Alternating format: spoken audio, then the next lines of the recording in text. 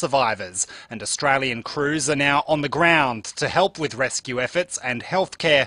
The government is promising more assistance once the full extent of the damage becomes clear. A house fire at Valley View this morning is under investigation. The home on Wright Road went up in flames shortly before 3 a.m. Courtney Henderson from the MFS says it's caused extensive damage. Fire investigators have advised that the cause of the fire is undetermined, with the estimated structural damage at approximately $600,000. South Australia is leading the nation in percentage terms when it comes to the take-up of skilled training courses. Commencement of apprenticeships and traineeships rose 6% over the 12 months to June 30. Training Minister Blair Boyer says anyone thinking of undertaking skilled training should Google their options. But it's a good time to do it, not just because, we've got a lot of these big projects which are going to provide employment coming online, but in terms of fee-free offerings through TAFE, it means you might well get yourself the course you need to get that job and not pay anything for the training at all. The federal opposition says it's unclear why it's taken so long to reopen Australia's embassy in Ukraine. Diplomats will return to the premises in Kiev next month after they were evacuated in 2022. The government says it's now safe to reopen the embassy, but the opposition says it should have been done months ago. Low and middle income Australians are being offered low interest loans to help them buy an electric vehicle. People earning less than $100,000 a year will be eligible, along with essential workers like police officers and teachers. The federal government is working with the Commonwealth Bank to deliver the program. Climate Change Minister Chris Bowen says the terms of the loan are generous. 5.4% finance for an electric vehicle with a loan up to $55,000. Now, increasingly, we are seeing more and more cars available, electric cars, available for less than $55,000. It used to be the case that they weren't available. Macaulay Culkin will forever be known as Kevin McAllister from Home Alone, and the actor, now 44, says he thought about buying the real-life house that featured in the movie when the for sale sign went up earlier this year. The home in suburban Chicago sold for over $5 million. Now turning to 5AA Sport. Visit Sports Card World for Christmas gift ideas, including the latest sports cards and gaming cards. Regent Arcade. Indian cricket legend Virat Kohli has reportedly had a run-in with the media at Melbourne Airport. It's understood Kohli, who's arrived in Melbourne ahead of the Boxing Day test, was upset by cameras being directed at his family. Well, the Big Bash continues tonight. It's the Melbourne Renegades and the Hobart Hurricanes in Geelong. In the AFLW, Port's Gemma Houghton has signed on for 2025, and former world number one women's tennis player Simona Halep has received a wild card for qualifying for the Australian Open. Now checking 5AA traffic. Pineapple fans rejoice. Macca's new Hawaiian burger range is here for a limited time. So, Macca's run. Afternoon, crash to look out for at Alberton at the moment. It's on Port Road, just at the Alberton Hotel there. First water main still getting fixed from yesterday. This one's at Brighton Road near Sturt Road. She's down a one lane both directions. Super slow through there with heavy delays. Avoid that if you can. And quite busy South Road at the Crossroad intersection. Got a camera too this afternoon, Crittenden Road at Findon. Travel for free this New Year's Eve between 5 p.m. and 6 a.m. on all Adelaide Metro buses, trains and trams. Visit adelaidemetro.com.au. Adelaide's most accurate traffic on 5AA. Now the 5AA forecast: sunny this afternoon, sunny tomorrow 31, Saturday mostly sunny 29, Sunday partly cloudy 25. Right now it's 31 degrees. Now let's check what's happening on 9 News tonight. I'm Kate Collins. Tonight, see bandits storm an Adelaide jewellery store. The moment it all went wrong, caught on camera. Midnight trading as the Christmas shopping frenzy begins. We have the information you need. A major step in the redevelopment of the West End Brewery site at Theberton, and how the government's looking to help you go green. 9 News, your news, nightly at 6 on 9 and 9 now. In Adelaide and across South Australia, this is 5AA, always Adelaide.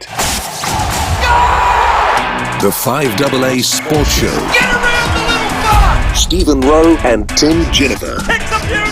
5 minutes after 4 here on this Thursday. Another wonderful day across Adelaide. Less than a week from Christmas as well. Just 6 sleeps.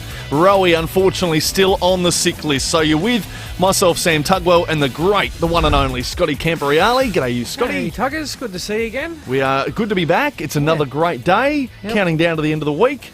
Counting down to Christmas as well. It's getting awfully close, isn't it? Isn't it? Have you done your shopping yet? I have, but usually it's unusual for me. I'm usually one of those last-minute sort of shoppers. Amelia's got me organised. I was going to say, is your partner, does Yep. she normally just pick up the... She does it all. Yeah, She my does wife's it all. very, very good at that. I think all the shops are open till or a lot of them are open till midnight. Yeah, they're all from now on. I think Thursday even night? until 9 o'clock, most of them. But yeah, maybe even midnight now. So Yeah, we'll have to see how everyone goes with their shopping. we're working. We've got an excuse. That's right. I'm staying out of it. Probably get the wrong gift, to be honest. Yeah, it's always the wrong one. Oh, well, it's all happening in, of course, the Test cricket world. You would have heard in the 4 o'clock news there, Mel talking about Virat Kohli. We'll get onto that very shortly. But, geez, the Melbourne airport's where all the players are arriving. Bristly? A little bit prickly. I like it. There's a fair bit on this Boxing Day test, isn't it? For a lot of reasons. Absolutely. Yeah. So maybe we'll start with the serious stuff because there is a lot of talk around the selection of this team, isn't there? And you were talking a lot about the numbers yesterday and how they're not quite performing, a lot of the Australian batsmen. Yeah, well, I mean, if you have a look at what they've been able to over the 3 tests, I mean, there has to be some scrutiny for these guys. So even like, I think I mentioned them yesterday, Tuggers, in terms of like what they've done and what they've been able to achieve over the test so far. So Heads, clearly he's averaging 82. Smith's averaging 24, but he's only had one decent knock out of the 5 or now 6 from then. Labuschagne's only around 16, so he failed again. McSweeney, who's a young player now, and I'm less worried about those, you know, the younger players. You know, is he a project player? Well, I think so. I think, you know, as a coach, you're sitting there going, well, and we're going to go through some of, you know, the age bracket, and they need to get some youth. Like we hear it in the AFL circles, and I think Carl Viet does it really well from the soccer point of view, like developing, getting young players in. They're hungry. You know, they might have a different skill set, so you expose these guys. But for whatever reason, we just seem like the Australian Test team is not going down that path for a variety of reasons, rightly or wrongly. Mitch Marsh is not in great touch, and whether he's injured or not, I'm not too sure because he hasn't really bowled either. So, and then Khawaja is probably the one really that you're sitting there going at the top of the order. He's 38. That's amazing. So if you go down the list, he's 38, Smith's 35, Labuschagne 30, Heads 30, but I think he's absolutely fine and safe. If it wasn't for him, I think we'd be struggling in the 2 tests from a run perspective. Mitch Marsh is 33 and Alex Carey is 33. So that's your batting lineup that we've had in these 3 tests, and that's all we can go on. So you're sitting there going, well, where's the youth coming from? So, you know, the only 2 is McSweeney, who's 25, who's obviously getting an opportunity, and Constance is the one that we keep hearing about of, you know, do they get him in? Like put him in there with Smith or one of those guys to get him a taste. But for whatever reason, whether it's the selectors, whether it's they're too scared to pull the lever and disappoint those guys and say, no, your time's up, we need to keep moving, because as you're going to say in a minute, Tuggers, there's some big matches coming up, you know, and there's a lot riding on these last 2 tests to make sure that they get those final 2 spots. Absolutely right. The World Test Championships in June next year, and we've got 4 tests left to qualify for it. It's a simple equation with 4 to go because there's 2 against India and 2 against Sri Lanka. Sri Lanka are just below us, but if we let them whitewash us, they can jump us. Yeah. And we need to make sure that we win these 2 against India and we can lock away a spot in the final. Yeah. But as we say, there's a lot of risk around selection in this Boxing Day test, and then who we take to Sri Lanka. They're not easy conditions, by the way. No. Who you want to take into your test team that you want settled by the time you are playing in a final, if they can stitch up that last 2 spots. So it's interesting. We spoke to Jake Weatherall yesterday, and we asked him about Constance because he was sitting there watching him. We said, how were you impressed by the? And he said, isn't it great to see a young player that's got no baggage, he's got no scars, and he just goes out and plays with a clear head. So, you know, when you're getting to the end of your career, and we've all been through it, and all of a sudden, maybe what I think I can do, I can't do anymore, and you're exposed on the international stage, not on a national. You're exposed to the big people out there, and the scrutiny comes, and it's a performance industry. Yeah. It is what it is. And absolutely. so there's some questions that, you know, and does winning and making runs, does that fix the issue? I don't think so in this case, because I think as you said earlier, what's the next 12 months look like? in terms of that. Then you got the Ashes. Remember, the Ashes are coming this time next year. So if it's not just a final you're trying to qualify and then win, it's the Ashes, which Well, they squeezed out David Warner. Essentially, that's all they've done from the top order. Yeah. Would that be fair? Yeah, absolutely. Yeah. So Michael Vaughan's been a strong voice for one of the young players coming through. His name is Sam Constas. We all know it now. I don't think we did 2 months ago. It feels like a matter of when, not if anymore. Here's what Michael Vaughan thinks. There's always a want and a will to talk about what could go wrong in a young player. I looked at Sam Con and think they've got to get him in quite quickly because he has got the ceiling to be world class. If there's a few failures between now and Sydney, I wouldn't be surprised to see him make his debut at his home venue at the SCG. You go back, you got 100 against India in the PM game, and that was a wonderful innings against the pink ball. He can play, and his ceiling is so high. And I always think, throwing in a player too young, can you damage your player? Well, what can go wrong? You can get a few low scores and he can always come back. So many great players start really, really young and then they have a period out and they come back. I would think that he could play at the SCG. So I want to ask you, Campo, you've been in a coaching chair and selector's hat on before. Yep. Do you have the same mindset when it comes to young players coming into a team? Would you think that it's more of a let's give them the opportunity and see how they can shine rather than what could go wrong? I think there's always a balance in it. I think you obviously have to make sure that there's enough experience around that young player that comes in to go, you know what, he doesn't need the extra pressure of A, B and C. But we just want him to go out and just play and just do your thing. Bring your weapons, bring your strengths, play with some freedom, and we're going to guarantee it. Because what happens is when they get selected, they go, oh, if I don't make some runs here or if I don't play well from a football perspective or soccer or whatever it may be, the pressure internally comes, oh, now I'm going to get dropped. So if you can actually, I think even mentally, does that help if it is Constance, you sit there and go, mate, we're going to back you in for Melbourne and Sydney to make sure and go for it. Yeah. Just see what you can do. And Michael Vaughan's right. I mean, he out of anyone at the moment, he's the only one that's got any, form against the Indians. Yes. In the long format, because now we're into the T20 stuff, so we can't. I'm not sure you're comparing apples with apples in terms of what that might be. No.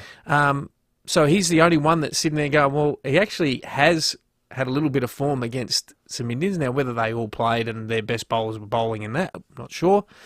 But yeah, it's an interesting one because you sit there and go, I loved introducing young players because they bring a level of excitement and you get excited as a coach. They're going, we're giving this young player an opportunity.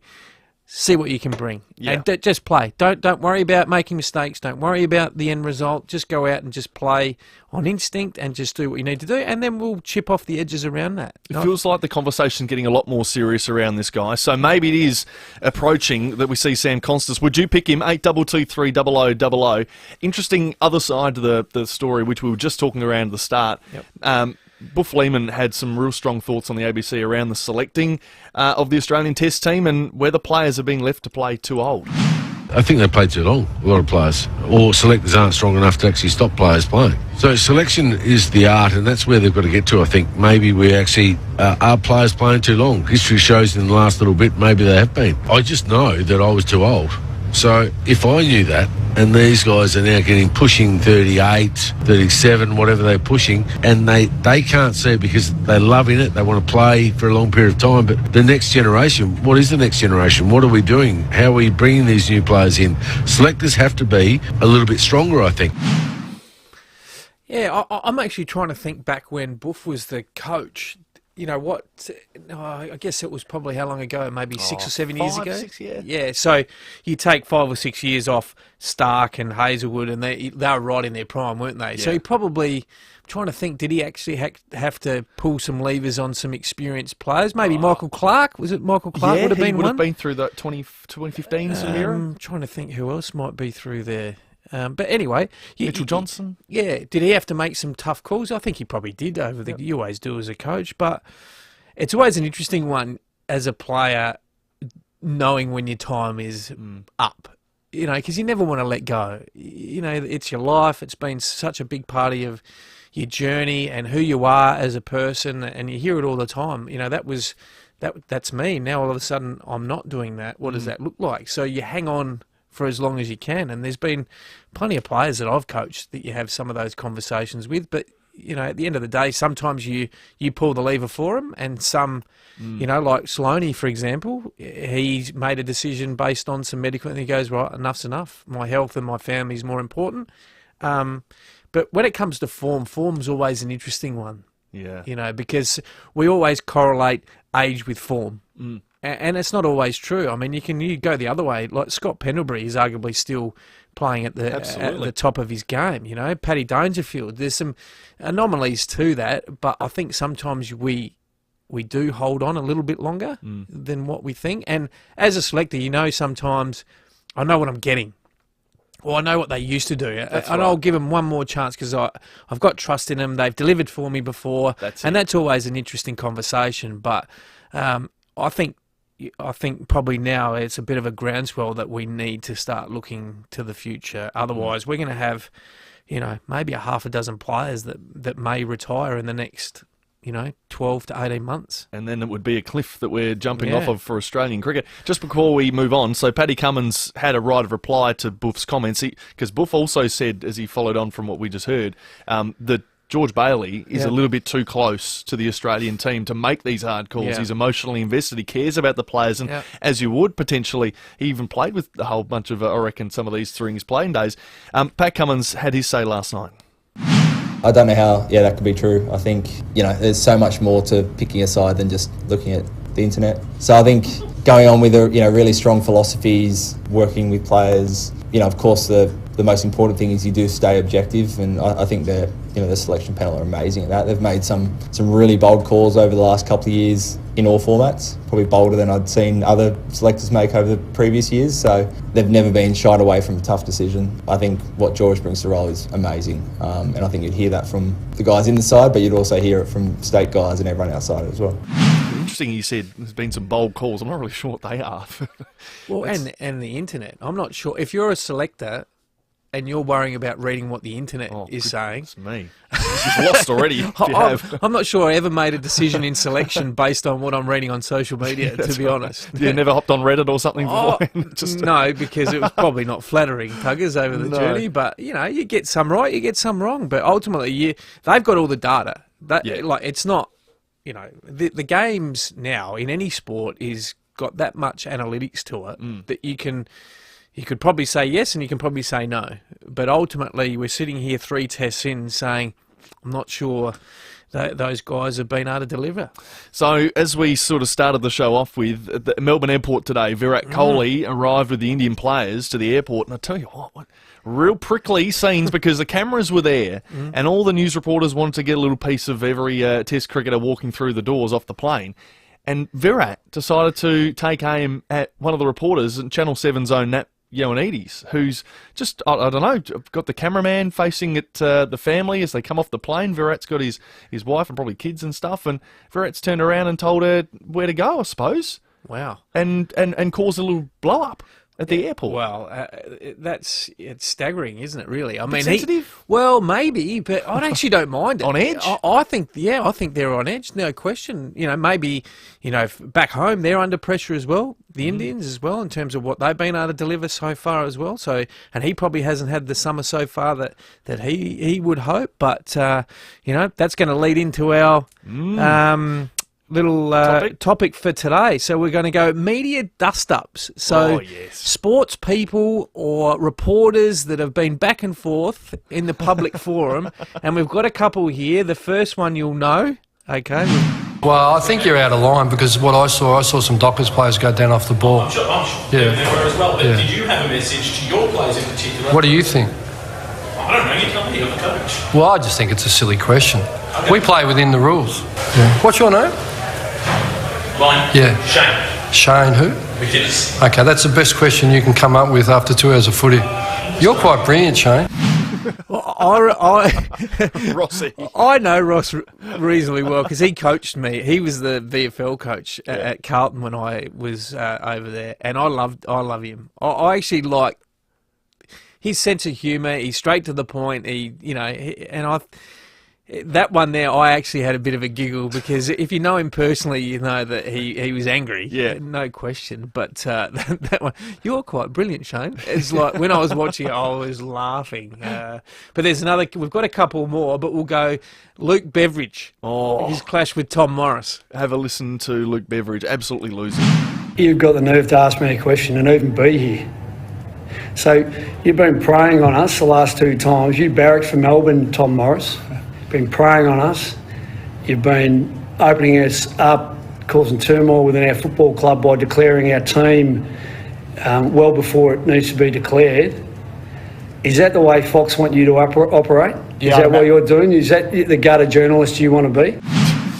Did not miss. Straight to the point. Bang. Yeah, well, that's what happens. But let's get away from the footy. I don't know if you're interested in the F1s. I love F1. I've always liked it, but since they've done the Drive to Survive series on Netflix, it always gives you a great feed into the next season from the season before. But I love watching it on Sunday night, and the best Max Verstappen on his team radio is like brilliant. Have a listen.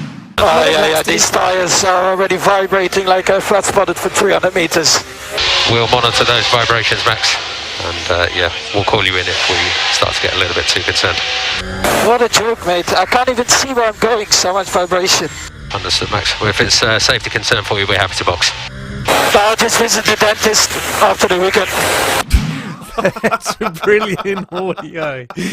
That's not media dust up, but that's just back and forth with your team manager over the phone. I mean, you'd love to hear some of the, when an AFL what goes back and forth down from the coach's box down to the bench. But that's hilarious. I'm going to go to the dentist because of the vibration on his teeth. Chattering his teeth. That's brilliant. 8223 0000. We'll have a bit of a laugh here on this Thursday. Sports blow-ups or sports media blow-ups even between Journo and Coach, or just like Max there, just the blow-ups. We love it in sport. It always has a little bit of character. 8223 0000. We've got a double pass the FIVEAA Sports Lounge for next Friday's Strikers game at the Adelaide Oval when they take on Hobart. Should be a cracker. We've got heaps of great prizes up for grabs tonight too. Sixers tickets, Giants tickets, tickets to the Adelaide International Tennis. So make sure you're listening throughout because we'll give you chances to win. We have Mike Wells, the 36ers coach, coming up very shortly. We have John Wayne Parr, who's got a new book out. Stuart O'Grady, the TDU, is not too far away. And Courtney Webb from our SA cricket team as well. We'll take your call straight after this. It's 23 after 4. Rowie and Timmy G on the 5AA Sports Show. Love your sports and looking for something different to get fit this summer? Welcome to 5AA Football Fives. No skills, no worries, no time to train, no need. Five-a-side soccer has a smaller field, smaller goals, quick 20-minute halves and unlimited subs, so it's great for all fitness levels, especially mine. Perfect for friends, family and kids. It's fast, fun football for everyone, so spend your summer nights under lights and register now at football5ssa.com. Proudly powered by 5AA Always Adelaide. Today we're making Medicare stronger with more investment in bulk billing, enhanced support for mental health and more urgent care clinics. Learn more about Medicare benefits at medicare.gov.au/stronger. Authorised by the Australian Government, Canberra. There's some big players in the solar energy market, but it's important to remember that bigger isn't always better. At BJ Energy, we're big enough to supply trusted brands like SolarEdge and small enough to take the time to listen. We don't bulk sell solar packages. We'll work with you to find out what you need and what you can expect to save. We can even move you away from gas and electrify your entire home. Visit bjenergy.com.au for a free, no pressure, no obligation quote. Nobody knows paint like the Crowies, and I should know because I used to be a master painter. And here's the thing you're going to love about your local Crowie stores. They have all the answers. Doesn't matter what you're painting or staining, they'll be able to help. They like to ask questions too, just so they provide you with the best solutions. Doesn't matter if you're painting a chair, a door, a wall, a house, a shed or a skyscraper, call into your local Crowie store and they'll help you out. If it's timber, metal, tiles or steel, render, wallpaper, coating or boats, trucks and tractors, whatever you're painting, Crowies can help. You'll love the prices too. And remember, Crowies only sell premium quality paint. Visit crowiespaints.com.au for a store near you. $20,000. Want to win it? Here's how. Edwardstown Mazda's incredible 2024 plate clearance sale is heating up. Buy a new demo or used car from Edwardstown Mazda and you're in the draw to win $20,000. That's right, $20,000. Why would you go anywhere else? Your dream Mazda and $20,000? It's gotta be Edwardstown Mazda, the #1 destination for Mazda in SA. T's and C's apply. T24/1786. 5AA's Tech Talk with your host, Adelaide Tech Guy Richard Pascoe. Thanks to Harvey Norman Computers. If you're on the hunt for the best student devices, look no further than Harvey Norman. They've got everything from Windows and Chromebooks to Apple computers, all in stock and ready to go. You'll find the biggest range of Windows brands like HP, Acer, Asus and Lenovo. Plus, they've got the latest next-gen AI computers with over 20 hours of battery life. Perfect for school. If you're on a budget, check out their affordable Chromebooks with options under $500. And don't forget about their huge range of accessories and software for both work and education. Need help? Their expert salespeople understand exactly what you need for school computers. Check out this great offer at a Harvey Norman store near you. 5AA's Summer Sports Show. Do you think your boys came to play today? I reckon they probably come here thinking, no, we're going to have a real bad one today in the first quarter. What do you honestly think? That term, come to play, where does it originate from, and what do they reckon? They come to play marbles or football, or do you think they didn't come to play? Do you think they sat in their cars waiting for the game to start, then go out there? 27 after 4. That's Mick Malthouse. Oh, I love that stuff. It makes me laugh. Well, the funny thing is Tuggers, I've been on the other side. Yeah. And so, unless you've sat on the other side, it's a bit like one of those ones, oh, geez, he's rude, he's arrogant, he's this, he's that. But when you actually sit on the other side, I mean, how many press conferences would have Mick Malthouse been? Oh, millions, yeah. And so you see there, sometimes you get the Dorothy Dix questions the whole time, and then you get those ones, and they go, seriously? Do you actually know what that means? Or, like, do you actually know what the preparation is for a player to get ready, and what we do as a coaching group to get them to the level? And sometimes it just doesn't happen, you know, but you've come to play marvellous. Sit in the car park. 82230000. We'll get your calls because we're asking for those sports blow-ups, sports media blow-ups. And we have $600 value tickets to the Strikers 5AA Sports Lounge to give away. So call in, a double pass for you and a mate to head along next Friday night. Well worth your time calling in. Let's check your traffic first and we'll get to your calls. Afternoon, got some really big delays this Arvo at Brighton. Burst Watermain getting fixed there. It's on Brighton Road near Sturt Road, down one lane both directions, so really heavy. If you can, try and avoid it on the way home. Also really heavy at the moment, Cross Road at the South Road intersection and sluggish to Donald Bradley Drive as you're coming up to the airport. Evanston, Boomgate's playing up, Parra Road near Farrow Road with a camera to look out for the Savo. One Road at Penfield.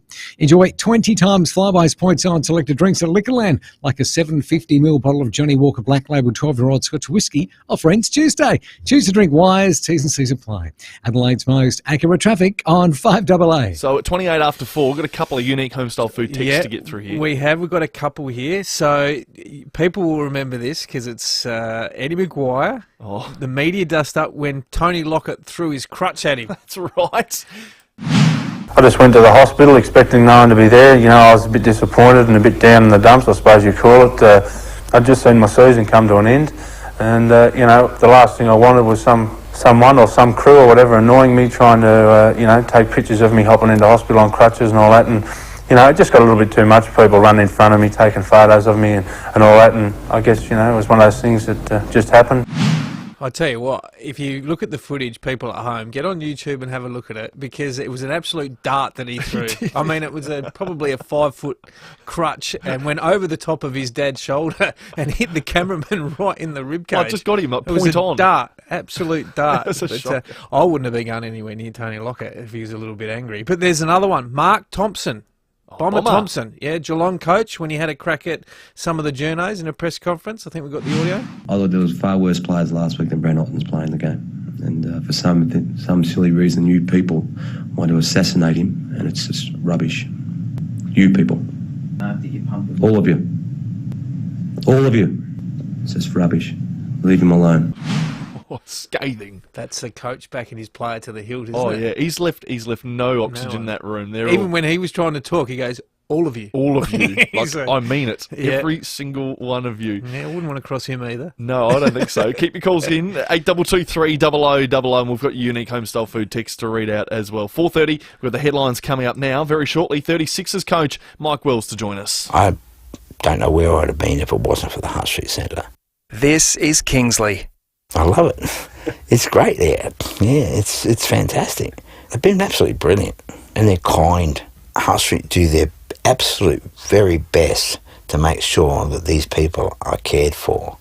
That's the number one priority for them. This Christmas, give the gift of a meal to someone like Kingsley by sponsoring a seat at the Hutt Street Centre. Donate at huttstreetcentre.org.au. This is 5AA News. Always Adelaide.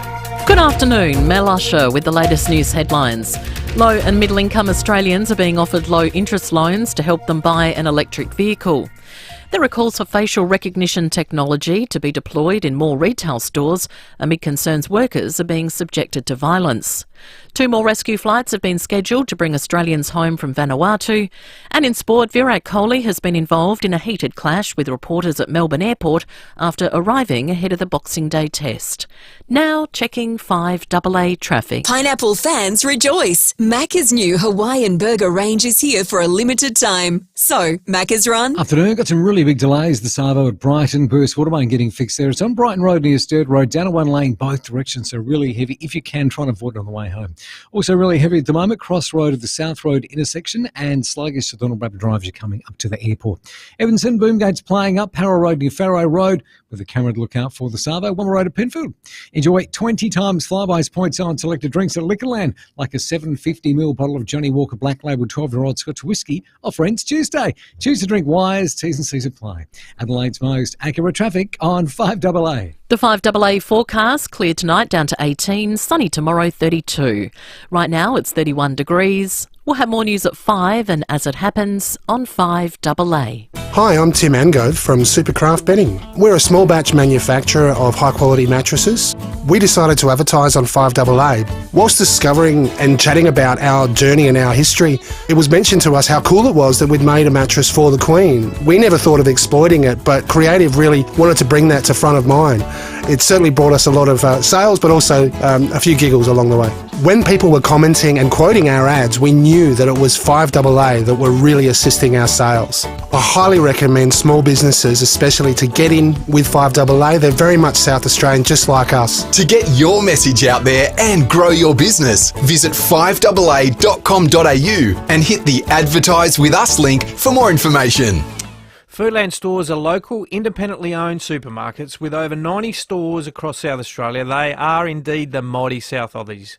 They are passionate about providing great food and all your favourite brands, along with some of the best supermarket experiences in the world. Oh, they're so good, aren't they? Foodland are passionate about providing their customers with fresh, local produce and a full range of groceries with personalised service as well. And with competitive prices, great value lives at Foodland. So don't forget to check your letterbox every week for their catalogue. It's got hundreds of great specials in it every week. And even sign up online to receive it straight to your inbox. Yeah, and especially around this time of the year when fresh really counts, great food lives at Foodland, the mighty South Aussies.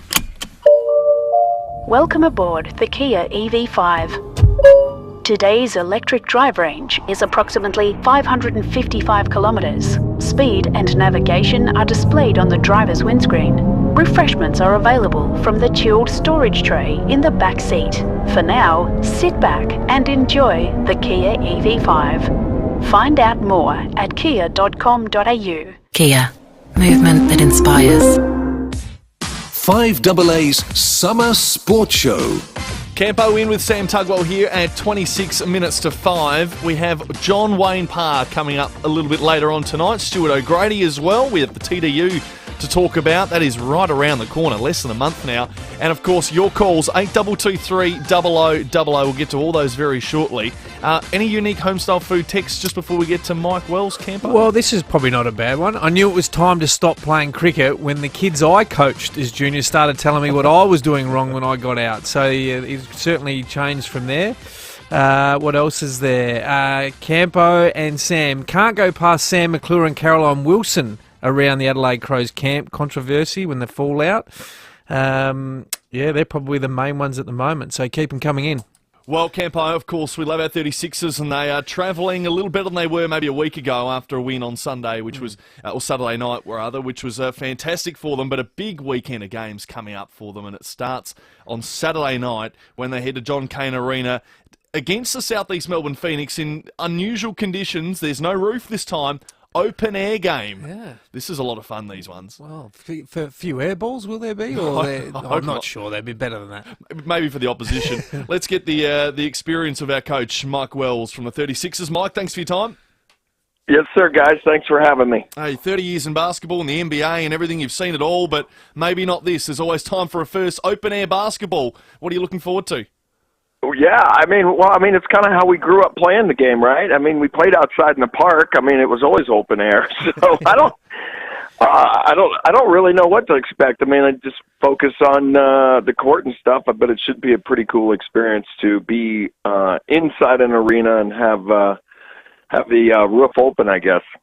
Yeah, and Mike, the Phoenix who you're playing, they're a little bit revitalised under the new coach, Josh King. He's 3-1 in the last 4 weeks. What are you expecting a little bit different this time around?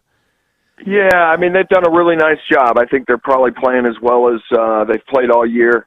From the beginning of the season, right, they have a lot of offensive firepower and a lot of guys like Sobey and Hurt and those guys that can really score the basketball, and they're a really good offensive group. That's what they do, is they score, and they found a little bit of rhythm, and they're playing a little bit more defense, and I would expect to get their full attention. They played well. They're at home, and big crowd, kind of a unique situation with the roof open. So we got a lot that'll be thrown at us. And you mentioned a couple of names, so there's a couple of real probably key matchups, Mike. Matt Hurt versus Montrezl Harrell. That'll be a really nice matchup. And our own Matt Sobey, who used to be a 36er, last year had a couple of nights out. It scored 73 points in the two matches last year, so he's going to be one that we're going to have to look after.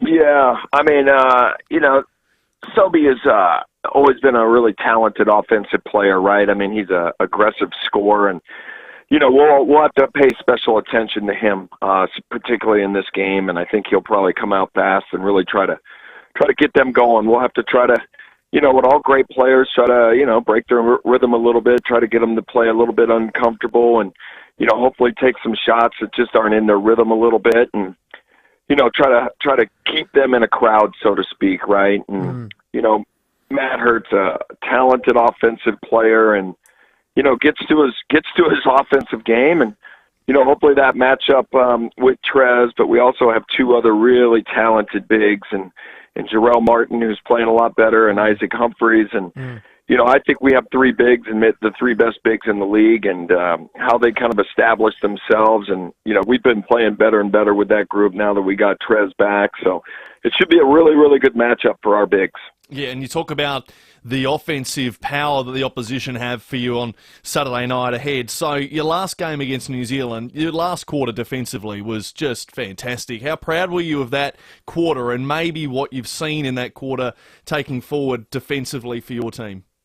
Yeah, I think always you hear coaches preach defense, right? I mean, offense does come and go. You make some shots, you miss some shots, and we've really got to focus on the defensive side of the basketball. We have enough talent and, enough size out there to be a really good defensive team. That game against New Zealand, we did some different things through the course of the game because of Parker Jackson Cartwright and Sam Meninga and those guys. But, to hold them to an 18-point quarter, I think your goal is always try to hold people to 20-point quarters, and you can be around there. You got yourself a really good chance to win in this league, the way the scoring has been going this year. So our focus going on the road and trying to establish ourselves to get a road win has got to be on the defensive end, and the offense will come. We have some very talented offensive players, and we'll score some baskets, but we also got to get some stops.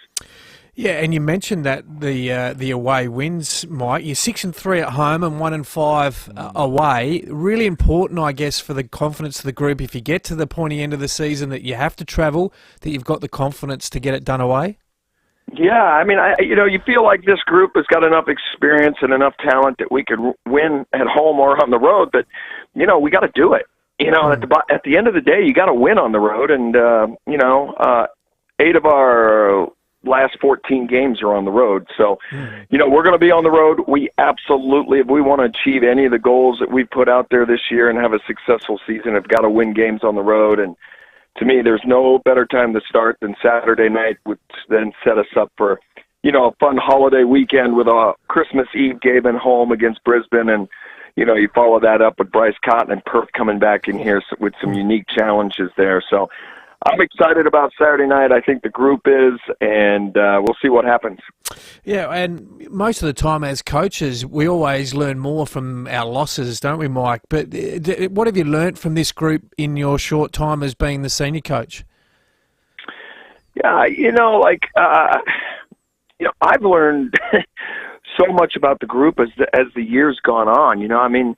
Just the way the season's unfolded, and we played our starters a lot at the beginning, and trying to figure out the strengths and weaknesses of each player, and each time it's changed, and we add Trez in, and now we've gotten Jarrell Martin sort of into his rhythm with this group, and the silver lining on what's gone on here the last couple of weeks is you've had some really key outings with Nick Marshall and what he's been able to do, Keanu Rasmussen, Lat playing a 3 and being able to bring a little bit more length and things as the wing. And, I'm excited about the group, where we're going, and, soon we'll add in DJ and Sunday back into the group. But in the meantime, some other guys have gotten some valuable minutes. We've got a lot of games coming up in a short amount of time. So, I think we're heading in the right direction, but as we said, the ultimate test is to get a win, and that's where we have to go. Yeah, and you mentioned how you've got a group mentality. You learnt a lot when Montrez and Kendrick were away for their suspended games, but now that they're back, did you realise how much you missed them as part of your team and your lineup? Well, they're really, really talented, right? And they just help your offense function, right? KD's such a dynamic player, and he's so fast, and he's strong. So he can get to almost any place he wants to on the floor, and that just helps your offense start. And as soon as you get 2 guys on the ball that way, then somebody's got an open situation on the backside, and same thing with Trez. He just has such gravity.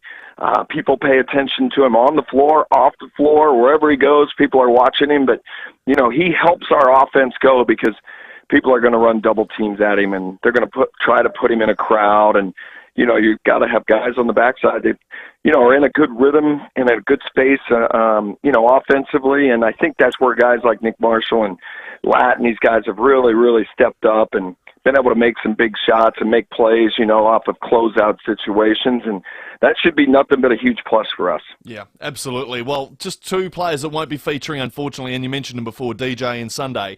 Where's their injury status at? Can you give us a bit of an update? Yeah, they're in their process of working back. I couldn't say exactly what the timeline is. That's more for the training staff. I kind of hit them and practice I don't even want to see you guys until you're ready to get out here for the game and stuff. But we're excited that they're healing up, and can't wait for them to get back with the group, and that should just give us another added punch. And hopefully we get this thing rolling and get a road win, and get this thing back home. And like I said before, just try to get this thing going in the right direction with a bunch of wins, and see if we can stack some wins so we can have some fun. Okay, Mike, this is a serious question now. You've been part of the NBA and you've been with the NBL. There was a bit of commentary in the Advertiser. You probably haven't read it today because you're too busy preparing. Is the game going to more a 3-point shootout scenario? And do you think that's the way that it should be played, or do you think we have a balance in that? The game for sure in the NBA has been trending towards 3-point shooting, for several years now. I would think that that's the Golden State Warriors effect to a degree, Curry, right? Absolutely. I was fortunate to play against some of those great teams in playoff situations, and also like the Houston Rockets when they had the James Harden teams that they shot so many threes, right? It's gone that way for a long time, but You know, in this league, I think there's a lot of different styles at work. You know, basically you could say we start two centers in Isaac Humphries and Montrezl Harrell, and, you know, we function pretty good. So, you know, I think that you can look at it a lot of different ways. You know, the analytics guys are always going to say, you know, threes are better than twos. But I know one thing, winning, right? We need to win, and whatever that combination is to get us the win, you know, I think we function better when we shoot a few more threes. We need to shoot around 30-some threes, but we haven't gotten there very many times, right? If we're in the high 20s, have probably been our better executed games offensively. And, you know, the ball just moves to the second side is a big deal, right? I mean, as simple as that sounds, get it started on one side with Trez or KD and, you know, throw it to the second side where you have guys like typically like Sunday and DJ and Nick and Lat, you know, those guys playing in a situation where players are running at them in a closeout situation, and, you know, their ability to make 0.5 reads and, you know, knock shots down or get back on the rim for us is key. And that's kind of how the offense is really effective for us. Mike, an exciting week ahead as well. You get to spend Christmas here in Adelaide, so your team stays at home with two big games. Of course, Christmas Eve against Brisbane, and then there's Friday night, as you said, against Perth, and Bryce Cotton, who's just seeming to be some sort of handful at the moment. You don't know how you stop him, but you get to enjoy Christmas after you're back from Melbourne. So, mate, best of luck on Saturday night. Get the win, and we'll see you on Christmas Eve. Okay, fellas, really appreciate the time. Thanks for having me. Mike Wells, the 36ers coach. Massive game, Southeast Melbourne Phoenix. Open air, Saturday night, 7:30 at John Cain Arena. Yeah, big game, isn't it, for them this week? But it's all right. I reckon they're just on the way back. If they can get DJ back and a couple of those guys back and start getting that starting five with a little bit of continuity, I think they're back. But we'll go one more to the Unique Homestyle Foods text line. Hard to forget Clarko having a crack when he was coming back after the loss over the bridge against Port. Oh, was he? He had a fan come up to him. He had a fan come right in his grill, and he was trying to film him, and he had the thing out, and Clarko gave him a left jab right in the jaw. Yeah. So that was that's one back there. That's not a great move by a coach, but he was being heckled so well. If you have a look at the vision, in his face, wasn't he? Well, if you have a look at the vision, you talk about getting in someone's space. Yeah, he well and truly did. But I can't remember what he got from a fine perspective. He probably would have got off. Clarko, he got off with a few, didn't he, over the journey? He probably did. He's a bit of a favourite of the AFL, wasn't he? More of your calls after the break. 8223 0000 is the number. Of course, $600 voucher, not voucher, $600 worth of corporate box tickets to the Adelaide Strikers game, the FIVEAA Sports Lounge next Friday night. Double pass, so you and a mate, you can sidle up next Friday and have a cracking Friday after Christmas and watch the Strikers in action. Adelaide Oval, no better place to be summer. At 12 minutes to 5, here's your roads. Afternoon, traffic to McFerrell today at Brighton. They're fixing up a burst water main there, Brighton Road near Sturt Road. She's out of one lane both directions. Really, really heavy around there, so avoid that on the way home if you can. Alberton, a crash slowing things up Port Road near the Alberton Hotel. Really busy crossroad of the South Road intersection, and a camera at Press Road, Brooklyn Park for the drive home. Give a gift that could start something big this Christmas at Officeworks. Shop online and get free 2-hour delivery until December 24 at Officeworks. Exclusions apply. See website for details. Adelaide's most accurate traffic on 5AA. Get your taste buds tingling Sunday mornings from 10 a.m. as SA super chefs Callum Han and Themis Crusadis present On the Menu. Discover Sky City's unique culinary excursion at 4 of their award-winning signature venues every Thursday from 6:30 p.m.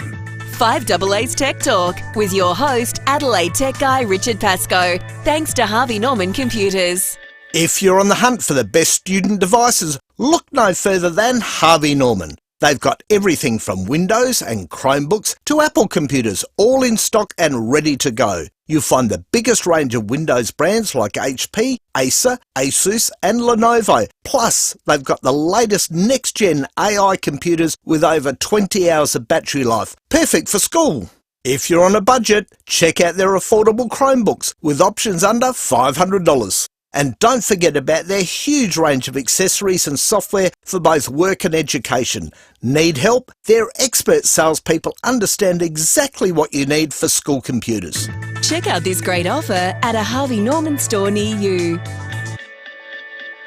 Thinking of painting and don't know where to start? We do, because we know paint at Crowe's. So, visit Crowe's. And while you're there, join Crowe's Club to get 10% off everything. We know paint at Crowe's. Most people know TAPS for their plumbing and roofing apprentices, Tuggers. But Campo, did you know that TAPS have also been employing Sparky and Friggy apprentices for years? Yeah, they have some gun talent too, with TAPS apprentices winning gold and silver at the World Skills in electrical, air conditioning and refrigeration this year. That's the same quality they've delivered for decades, now shining in electrical, air conditioning and refrigeration. Yeah, that's brilliant. So if your business is looking to employ a Sparky or a Friggy apprentice, TAPS have some absolutely brilliant applicants ready to go right now. So call the TAPS team today. Yep, trust TAPS for the best. Visit tapssa.com.au or call 8433 1200. Hi, Brett Ebert here for Mawson Lakes Mazda. It's flat out here. The 2024 plate clearance sale is building along. Discover drive-away deals across the entire new car range. That's 12 months rego free, stamp duty free, plus various accessory packs worth $500. Yep, absolutely free. All exclusive to Mawson Lakes Mazda. No gimmicks, just great deals for a limited time. Hurry, the 2024 plate clearance won't last. Mawson Lakes Mazda, Salisbury Highway, T's and C's apply. Ready to step into your best years at Encounter Bay? Ocean View Lifestyle Resort is now selling. Explore our brand new luxury homes with ocean views. And with our health-focused facilities and endless activities, your next phase of life will be your best yet, with pools, gymnasiums, bowling greens and more. Learn more at our new display centre at 1 Banfield Road, Goolwa North. Visit oceanviewresort.com.au. 5AA's Summer Sports Show. What's the grander picture? I've answered that question already, champ. I said I'm worried about next week. If you want to worry about grand finals, you worry about grand finals. Rodney Eade at 8 minutes to 5. Campo and Sam Tugwell with you. Rowie away at the moment. Geez, he was straight between the lines, wasn't he, Rodney? He had a few moments. He did. What about the Will Minson one? Oh, that's iconic. Well, I think we can play that on radio. That's bad. 8223 0000 for that double pass to the 5AA Sports Lounge. Strikers Hurricanes next Friday. They're valued at $600. 8223 0000. Call in. We're asking for sports media blow-ups. We've got one from Larry at Kilkenny. Hi, Larry. Hey, boys. How you going? Very good. Larry. Yeah, I reckon one of the iconic ones was Aurelio Vidmar a few years ago when he got very angry and he mentioned that there was too much politics in Adelaide United and there was too much whispering in the corridors, and he called Adelaide this pissant town. I reckon that was a big blow-up. That's a cracker, Larry. Let's relive it. There's too many people in this club with hidden agendas, and that 4-0 result was because of that. Because of a pissant town, this club will never win anything. Never win anything, Larry. That's a great Unbelievable, nomination. How good is that one? Thank you, Larry. You're right in the box seat for the tickets at the minute. Good job. It's a tough job coaching, though, because they're always getting frustrated. It's brutal. Well, and I'm not sure you can blame a 4-0 loss technically on the town itself or whatever, but it does become polarising as a coach. There's no question, and the very good ones handle it really well over a period of time, but every now and then they have a little bit of a hiccup and might go left of field. But the media puts so much pressure on coaches, let's be honest. I mean, we'll put our hands up. We're in the job of making comments on everything that happens in sport on a daily basis. So coaches are constantly in the conversation. Interesting, in the Premier League this week, Ange Postecoglou was asked if he had a harder job than the PM. Have a listen. Oh yeah, oh mate, come on. I mean, how many times he has an election? I don't know, few years. I have one every weekend, mate. Yeah, that's what I'm saying, mate. We have an election every weekend, and I either get voted in or out. How great is that, though? So is that how it feels? Is that really what it's like? Absolutely. I mean, and I've sat in there, as you know, but that's what you sign up for. Like, I know that's a throwaway line, but you do know that that's part and parcel of the job. I think when it gets to you is when it's ill-informed opinion, or you don't know the inner workings of what some of the decisions have been made or what's going on behind the scenes. And to be fair, that's not necessarily the fault of the media either, because we're not allowing those guys in or we're not giving them the information. So they're only having an opinion on the outside with less informed information. So you kind of get it, but you would love sometimes to fire back. But that's 100% right. As a coach, you're getting vindicated or you're under pressure each week.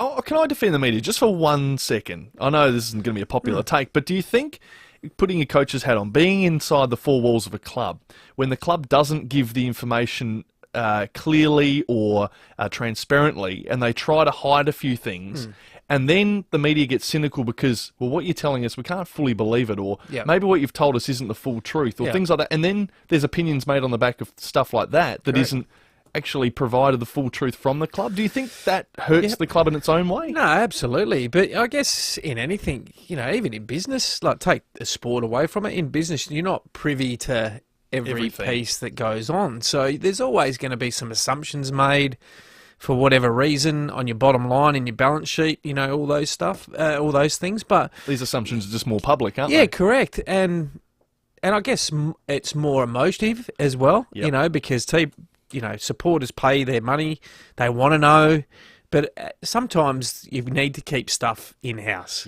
just to keep, to make sure that the players are okay, because they might be going through something, privately, and their form's down. So you heard Bomber Thompson, back up Brad Otten's. I mean, that's essentially what happens. Now, rightly or wrongly, you always back your players as a coach. So, but yeah, I think that's a fair assumption, and I think the coaches understand that.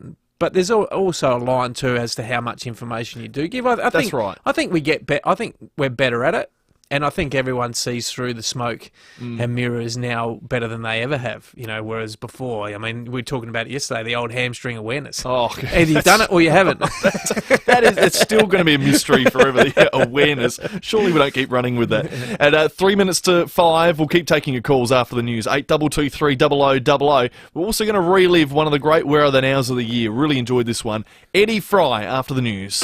Well, it's that time of the year. Merry Christmas to everyone and a Happy New Year. Let's hope it's a ripper for you in 2025. Enjoy your family, stay healthy and happy. All the things like drink responsibly, hope you catch plenty of fish, whatnot, and you'll be hearing us again in 2025. Timmy and Rowie wishing you a Merry Christmas. Tonight, if you get absolutely and end up with some weird, we don't care. Just don't drive home. Go out responsibly this silly season with DD. Adelaide's local, trusted and truly connected talkback radio station. 5AA. Always Adelaide.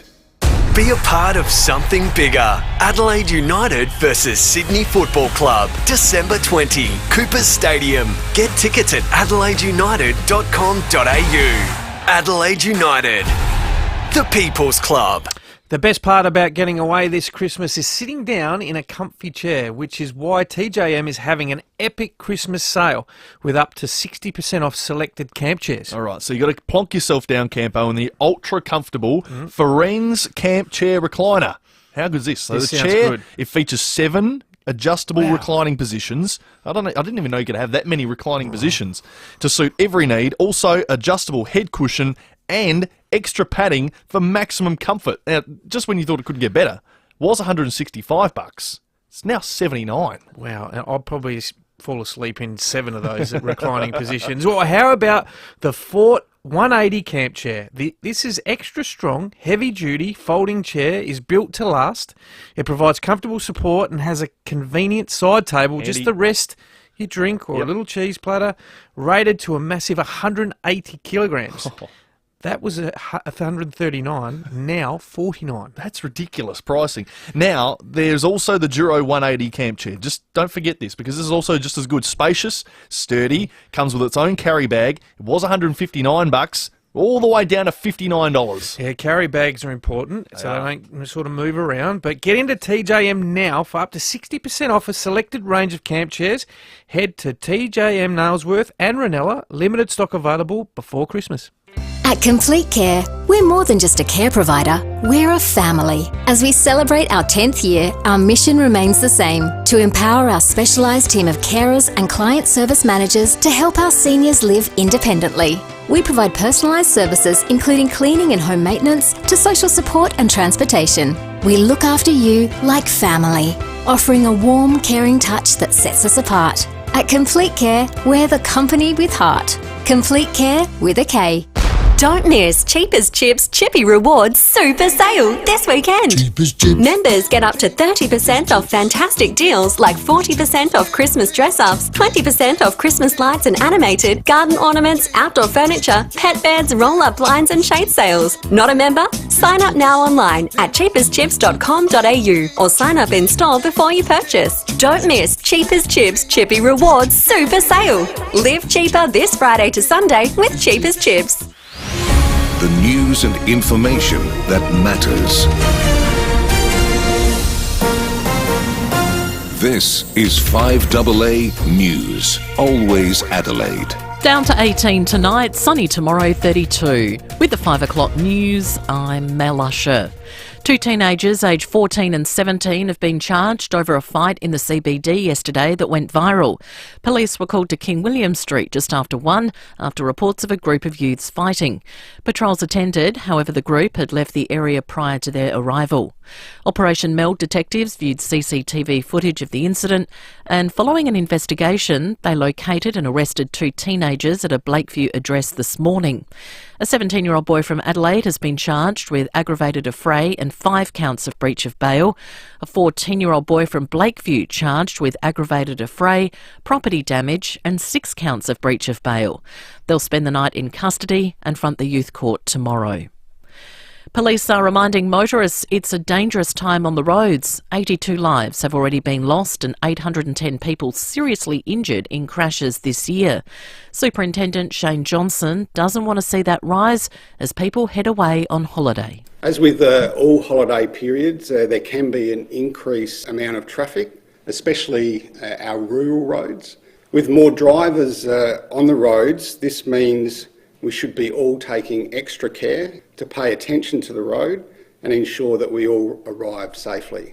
2 more rescue flights have been scheduled to bring Australians home from Vanuatu. The Air Force planes are scheduled to land in Brisbane tonight. The Pacific nation is continuing to assess the damage of a magnitude 7.3 earthquake. At least 14 people have been killed.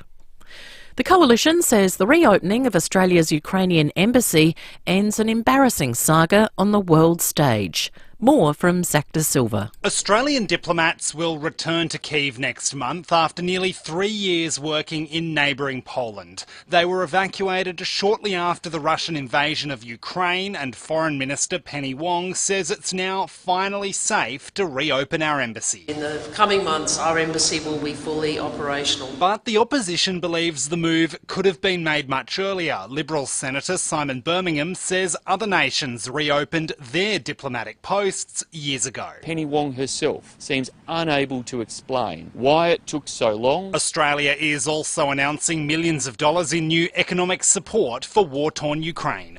Santa's elves are putting in extra hours in Rundle Mall and the Westfields at Marion and TTP, with the shops open until midnight tonight. The mall will trade until midnight tomorrow as well, and all 3 will stay open late again on Monday night. And Christmas in Adelaide is getting hotter. The forecast top on December 25 has been revised up to 36. Now turning to 5AA Sport. Visit Sports Card World for Christmas gift ideas, including the latest sports cards and gaming cards. Regent Arcade. Australia's cricketers have travelled back to their home cities for a few days' rest ahead of the Boxing Day test. Opening batter Nathan McSweeney excited for the 4th test despite a tough start to his career. This whole summer has been, it's a dream come true, and no doubt plenty of learning to do, and hopefully some more time in the middle to come, but it's awesome to share a change room with such a special team. Meantime, Indian cricket legend Virat Kohli has been involved in a heated clash with reporters at Melbourne Airport after arriving ahead of the Boxing Day test, the struggling batsman objecting to being filmed with his family. Gemma Houghton is marking a big 2024 for Port in the AFLW by signing on for another year. The 30-year-old was the club's leading goal kicker for a second time this year, with 17 goals from 14 games. I don't think it's really sunk in that we went 8 in a row, 9 in total, and then winning our first 2 ever finals. To get to a prelim, I know the result wasn't, I guess, what we dreamt of, but for us that's a huge improvement, and it just shows what we're capable of as a group. Now checking 5AA traffic. Pineapple fans rejoice. Macca's new Hawaiian burger range is here for a limited time. So, Macca's run. Still got some really big delays at Brighton as they fix that burst water main, Brighton Road near Sturt Road. It's affecting both directions. Super slow, avoid that if you can. Got some works also to look out for today. Chana Ponds, North East Road near Gorge Road. Getting busy Cross Road at the South Road intersection with Camrose Grange Road, Seaton, and Hamlin Road at Elizabeth Downs. This is it. The biggest closing down sale is on at Katie's. Prices from just $10. Last chance to save 50 to 70% in-store and online. While stocks last, T's and C's apply. Adelaide's most accurate traffic on 5AA. The 5AA forecast down to 18 overnight, sunny tomorrow 32, Saturday cloud clearing 28, Sunday partly cloudy 25. Right now it's 32 degrees. Now let's check what's happening on 9 News tonight. I'm Kate Collins. Tonight, see bandits storm an Adelaide jewellery store. The moment it all went wrong, caught on camera. Midnight trading as the Christmas shopping frenzy begins. We have the information you need. A major step in the redevelopment of the West End Brewery site at Theberton, and how the government's looking to help you go green. 9 News, your news, nightly at 6 on 9 and 9 now. How many times a day do you experience hand or wrist pain? If simple things like cooking, holding a cup of tea or coffee, and recreational activities are giving you pain, do something about it. At Grip Surgery, we specialise in hand trauma, carpal tunnel syndrome, osteoarthritis, joint replacement, sports injuries, nerve pain, and more. To get a grip on the life you loved before, free from hand pain, visit gripsurgery.com.au. That's gripsurgery.com.au. Holiday Wonders would like to introduce their newest offering, Thomas's amazing rail holiday tours. All aboard! Don't miss our exciting new 12-day 4 trains to 4 cities package. For the first time ever, embark on an exclusive all-train adventure across Australia, enjoying 4 first-class train journeys. Experience superb meals, incredible attractions and comfortable accommodations in Sydney, Canberra, Melbourne and Adelaide. Our first departures are on March 10th and 17th, 2025. Don't wait. Book now at holidaywonders.com.au. Streaming live via the 5AA Player app on DAB Digital Radio and on 1395 AM. This is 5AA, always Adelaide. 5AA's Summer Sports Show. At 7 minutes after 5, it's a Thursday afternoon. Great weather out there across Adelaide. Campo and myself, Sam Tugwell, with you for the next couple of hours. Rowie out for the rest of the week, unfortunately, not too well.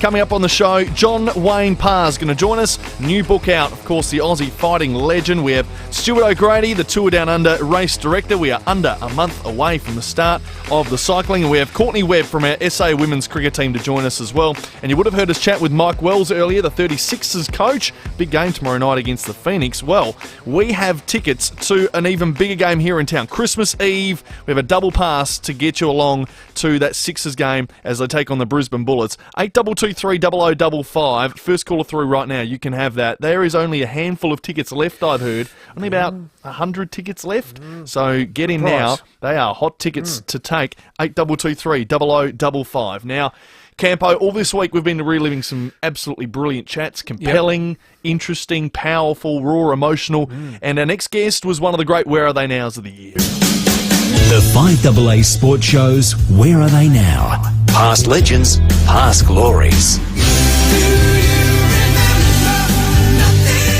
Yes, well, we're flashing back to the 70s and 80s now with one of these SANFL legends. Now, originally from the Northern Territory, it was one of the Wanderers' great products, but ended up having the longest SANFL career of any Territorian. That's incredible, isn't it? 112 games with South Adelaide, and then 153 at the Sturt Football Club. I speak none other than Eddie Fry. G'day, Eddie. Hello, Timmy. How are you? Good to talk to you again, my friend. I had the pleasure of interviewing Eddie as part of a panel for the Carbine Luncheon to celebrate the SANFL Grand Final, and it was a great chat, and I thought, what if we can get him on Where Are They Now? Well, here he is. And here he is, my friend. Look, great to have you. Let's go back. I know that you were born in Darwin, but tell us about your early life and how you got into the great game of Australian rules footy. Okay. Well, I grew up in Darwin. I was born there, and my my mother's family from the Aboriginal side come out of the Katherine region. So I grew up playing football as well as rugby league, along with a lot of the products that came out of Darwin, including the Michael McLeans in the latter years and the McLeods, and all of these guys and the Lowells. But at the time that I grew up was with guys like Maurice Rioli, Basil Campbell, Benny Vergonia. Wow. And these individuals, Mike Poulter was playing up there. Mike Poulter, number 2 for Norwood. Yeah. Wow. Well, he's a Darwin boy, born and bred Darwin, and there was a lot of the guys who went south, and most went to Western Australia, but then there was a lot of guys came up from Victoria, like Robbie Muir and those types of players that came up. And Colin McVicker, who was playing for Woodville, and I think Glenelg. That's right. There was a number of others that came up there and played. And indeed, I believe, from memory, Kenny Hunter also played a season up there. Wow. The legend. great Carlton halfback. So it was a good. Time to be playing football as a young kid up there, and there were a lot of guys who were heading south. But I think following Cyclone Tracy, that paved the way for a lot of people to see what Southern football could offer, both as a sporting opportunity, but more so as about a work opportunity and something different and a bit of different living. So you end up making a decision to come to South Adelaide, and I remember you saying that the coach at the time, Hayden Bunton Jr., he was really very special to you and really looked after you coming down, because it's not easy, especially coming from Darwin's weather to Adelaide's weather in the winter. Oh.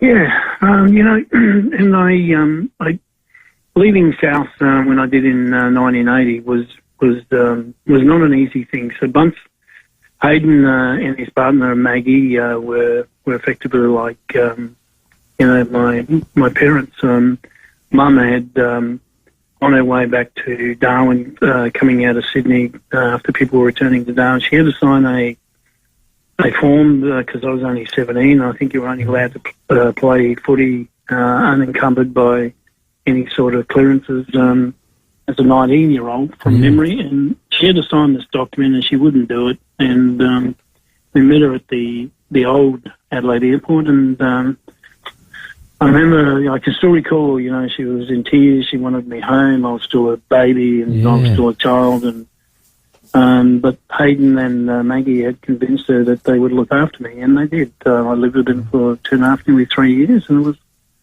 it was just one of those step changes in life that you could wish on a lot of people. The lure of the Territory is always there. It's just the greatest place. Were you homesick at all, Eddie? Oh, I come from a family of 10. Mum and Dad took in another 5. There was always lots of people. I come from a massive family. There's an old saying, amongst us, jokingly, you shake a tree, a peckham or a fry will fall out of it. Was that many of you? I love it. 1 of 10. I love that. Yeah. So, did I miss it? Yeah, I missed it when I went home. It was like, oh, God, what am I missing here? My brothers, my sisters, my cousins, and all my relatives are all growing up.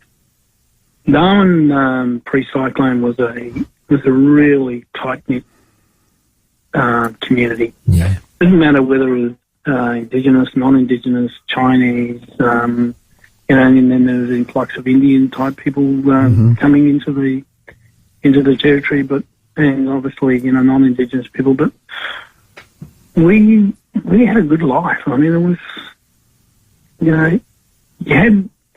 you called people uncle and aunties, but they weren't your real aunties. They were people that were in the community. You lived in the community, you behaved in the community. And that's what I really missed about Darwin. And as a parent, when you get older, you look at it, you see the community values and the community strength that I grew up with doesn't exist. In other words, the neighbour across the road could say, listen, little fella, you keep doing that, you get a kick up the backside. You do that today, you're in a lot of trouble. That's right. Yeah. So that's gone. Yeah. Look, it has. I remember you the most at Sturt. You won B&Fs there, and obviously that grand final in '83. You lost 2 grand finals, Eddie.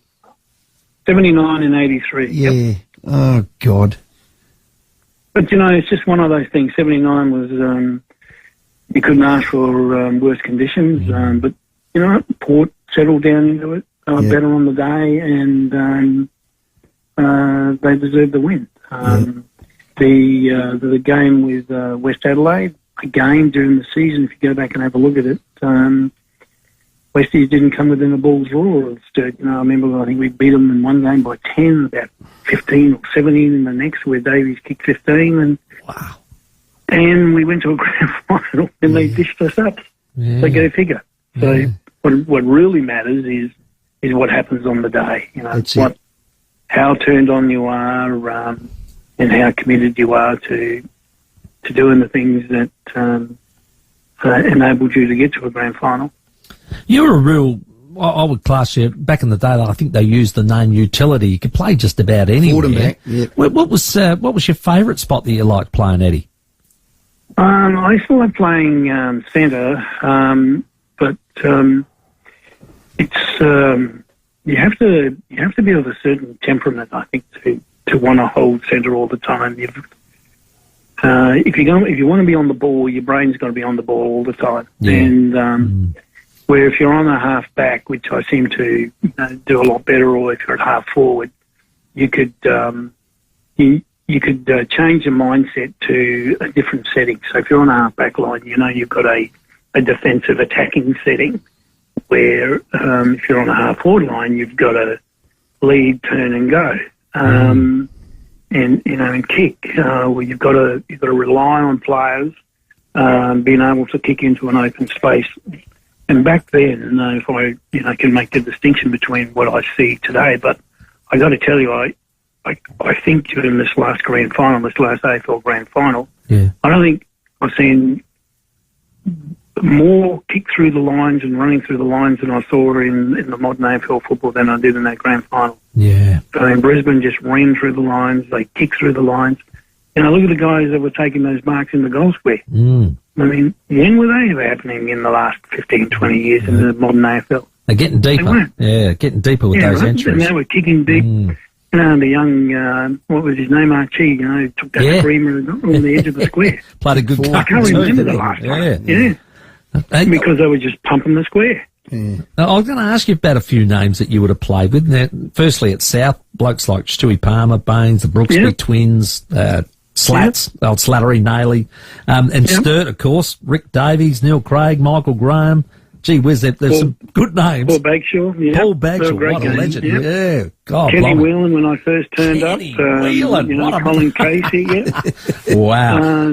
These guys were fantastic players, and I was only thinking about after the Carbine Club, players like Michael Graham, but a guy came up after the Carbine Club panel session and, introduced himself, both Peter Carey, old Soups, and we had a good laugh. And Bruce Abernethy, when you go back and look at Bruce Abernethy and Michael Graham and these players and Bradley and these guys, but they were super, super quick. Right? They just could run. Their minds were on tune all the time. They were efficient, they were neat, and they could just keep churning out the miles. And I think when you look back on my time with those young guys coming through, but Michael's a little bit older than me, but the likes of Bagshaw and Davies and Robin that I, saw play, and even though he was playing on really one leg when I started in 75, and guys like Johnny Wynn and Russell Ebert, they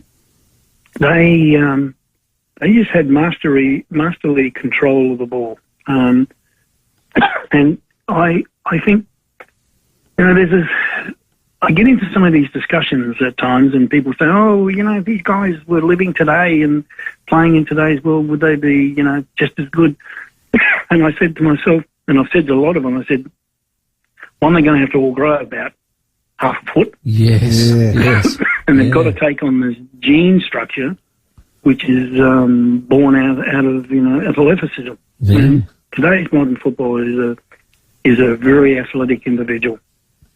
But you know what, Eddie, and you were exactly this. You could read the play. You were clean. You never fumbled. You were durable. Look at the games you played, let alone we haven't even mentioned the Wanderers. You'd slip in. Great players are great players, Eddie. Yeah, in their era, that's true. I don't believe that we should, consider them from one era to the next, because I think in the era that you played, that's the era of pressure football, all the rules-based order that you played under, that existed, and I don't think a lot of it's changed. There might be, from a spectator's point of view in today's football, there might be, umpiring decisions that people might question because they've seen the evolution of football over time. But that grand final, one of the things I took away from this last grand final was I didn't really notice the umpires. Yeah, that's a good point. That was a good point, and you're spot on. And normally they've umpired well in that case. Yeah. And if I don't notice them, Eddie, they must have been bloody good. hey, well, listen. that's right. I mean, that's my point. That in a game, if you don't, if the umpire is not the key person on the ground, then you've got a fantastic game on your hands. My word, and it was certainly that. Hey, Eddie, I did a heap of research looking at your career post-football, and I couldn't be any more impressed. You chair a few boards, you're executive director of other companies and councils. It's an impressive resume. You've been great for your people. You've been great for Australia. You've been great for us. What's the thing you're most proud of, Eddie? I think the thing that I'm most proud of, and I've just finished a meeting here in Cairns, and the only way I can sum that up is that there's a song by Clearwater Revival, and it's called "Fortunate Son." Yes, it's lovely. And I have been a fortunate son in my mind as a kid born in Darwin with Indigenous heritage and with a white father who was nothing short of fantastic, and I grew up in a world that I can remember as far back as I can, but in a world even today where I have got the greatest of non-Indigenous and Indigenous people that have been a part of my life and that have insisted on me becoming the person that I maybe hoped or sought to become. Now, that doesn't mean I get everything right in life, doesn't mean that I do everything right in life. Everyone makes mistakes. But the fundamentals of anybody's well-being are the people around them. And I can't help thinking that, and I will never, ever move away from this, that I was very fortunate to have a vast array of people, both men and women, who were nothing short of fantastic for me. Brilliant stuff. Hey, mate, that's why you are. I think our IQ's just gone up, Eddie, because we spoke to you. Well done, Eddie. Mate, I really enjoyed talking to you, mate. Thanks again for your time. And pleasure talking to you, gentlemen. One of our great Where Are They Now? Thanks to Walco. Good on you, buddy. Look after yourself. That's Eddie Fry, absolute sturt, South Adelaide legend, Territory legend. Now, South Australian footy fans would have absolutely loved reliving that story with Eddie, so great to be able to do that here today. 23 minutes after 5, let's check your traffic. G'day there. She is super busy at the moment at Brighton as they fix a burst water main. It's on Brighton Road and Sturt Road. She's down a one lane both directions. She is a real dog to breakfast. Avoid that if you can on the drive home. Massive delays. Prospect to twisted traffic light, Prospect Road near Stables Court. Works at Darlington to look out for. Main South Road near Brookside Road. And a camera this afternoon, Hawker Streets at Brompton. Stop drink or drug driving or South Australia Police will stop you. With more patrols and more driver testing stations, think road safety. A message from the Government of South Australia. Adelaide's most accurate traffic on 5AA. Hello, Cherry. I'm listening. Save across the entire range with Southern Cherry's 2024 plate clearance sale, including Demo Tiggo 7 Urbans from $29,990 and Demo Omoda 5 FX from $25,990. Plus, receive a gift card of up to $2,000. Don't miss out. Visit southerncherrymorfettvale.com.au to explore the range. 157 Main South Road, Morfett Vale. T's and C's apply. There's naughty or nice, stunning and stylish, or tasty and tasteful. Merry Christmas, folks. I'm Brett Charlesworth, and they're just three of the eye-popping Christmas gifts we make for you at Charlesworth Nuts. They're all overflowing with our amazing nuts and chocolates and made with great pride by our talented South Aussie team. With 100 different gift boxes, packs and hampers, there is literally something for everyone. You simply can't go wrong. 11 family-owned stores or shop online. Why Charlesworth? Because fresh nuts taste better. Harris Scarf Sale is on now. Save 40 to 60% off quilts, pillows and mattress toppers. Save 40 to 60% off quilt cover sets and sheets, plus 40 to 60% off towels. Hurry, sale ends soon. Harris Scarf, great brands, great prices. Be a part of something bigger. Adelaide United versus Sydney Football Club, December 20, Coopers Stadium. Get tickets at adelaideunited.com.au. Adelaide United, the People's Club. Complete Windscreens, home of the Big Red Koala. We're a 50-year-old family-owned business that is now an RAA-approved repairer. So for chip repairs, supply and fit windscreens, tinting and ADAS calibration, make sure you tell your insurer or fleet manager you want Complete Windscreens on the job. For emergency glass repairs, contact Complete Windscreens for the best price, quality and same-day service. CompleteWindscreens.com.au, 220 Main North Road, Prospect, home of the Big Red Koala. When it comes to flooring for your home or investment property, including plantation shutters and blinds, you've got the world at your feet at Floor World in Adelaide's north, east and west. Floor World keeps prices low on a huge range of flooring options, including wool and synthetic carpets, engineered timber flooring, laminate, hybrid and vinyl flooring, including some of the best Aussie and international brands at fantastic prices. Visit floorworld.com.au for a free in-home consult. Mention this ad for 15% off. This'll be music to your ears for Christmas. Derringers and Yamaha have teamed up to bring you some absolute Christmas cracker gift ideas. Like Yamaha's premium range of acoustic and electric guitars, digital pianos, and Yamaha acoustic and electric drums. Derringers have special Christmas packs available too, so all the hard work is done for you. Just starting out or getting back into it? Give the gift of music this Chrissy with Yamaha and Derringers. Derringers.com.au. 5AA's Summer Sports Show. Absolutely, it shouldn't be done. End of story. You're the media journalist, you figure it out. How does it impact the club, though? Next question. How does it impact the Next club? question. No. Thanks, Tony. Oh, come on. Oh, come on, mate. Give me a 27 after 5. Dimmer Hardwick.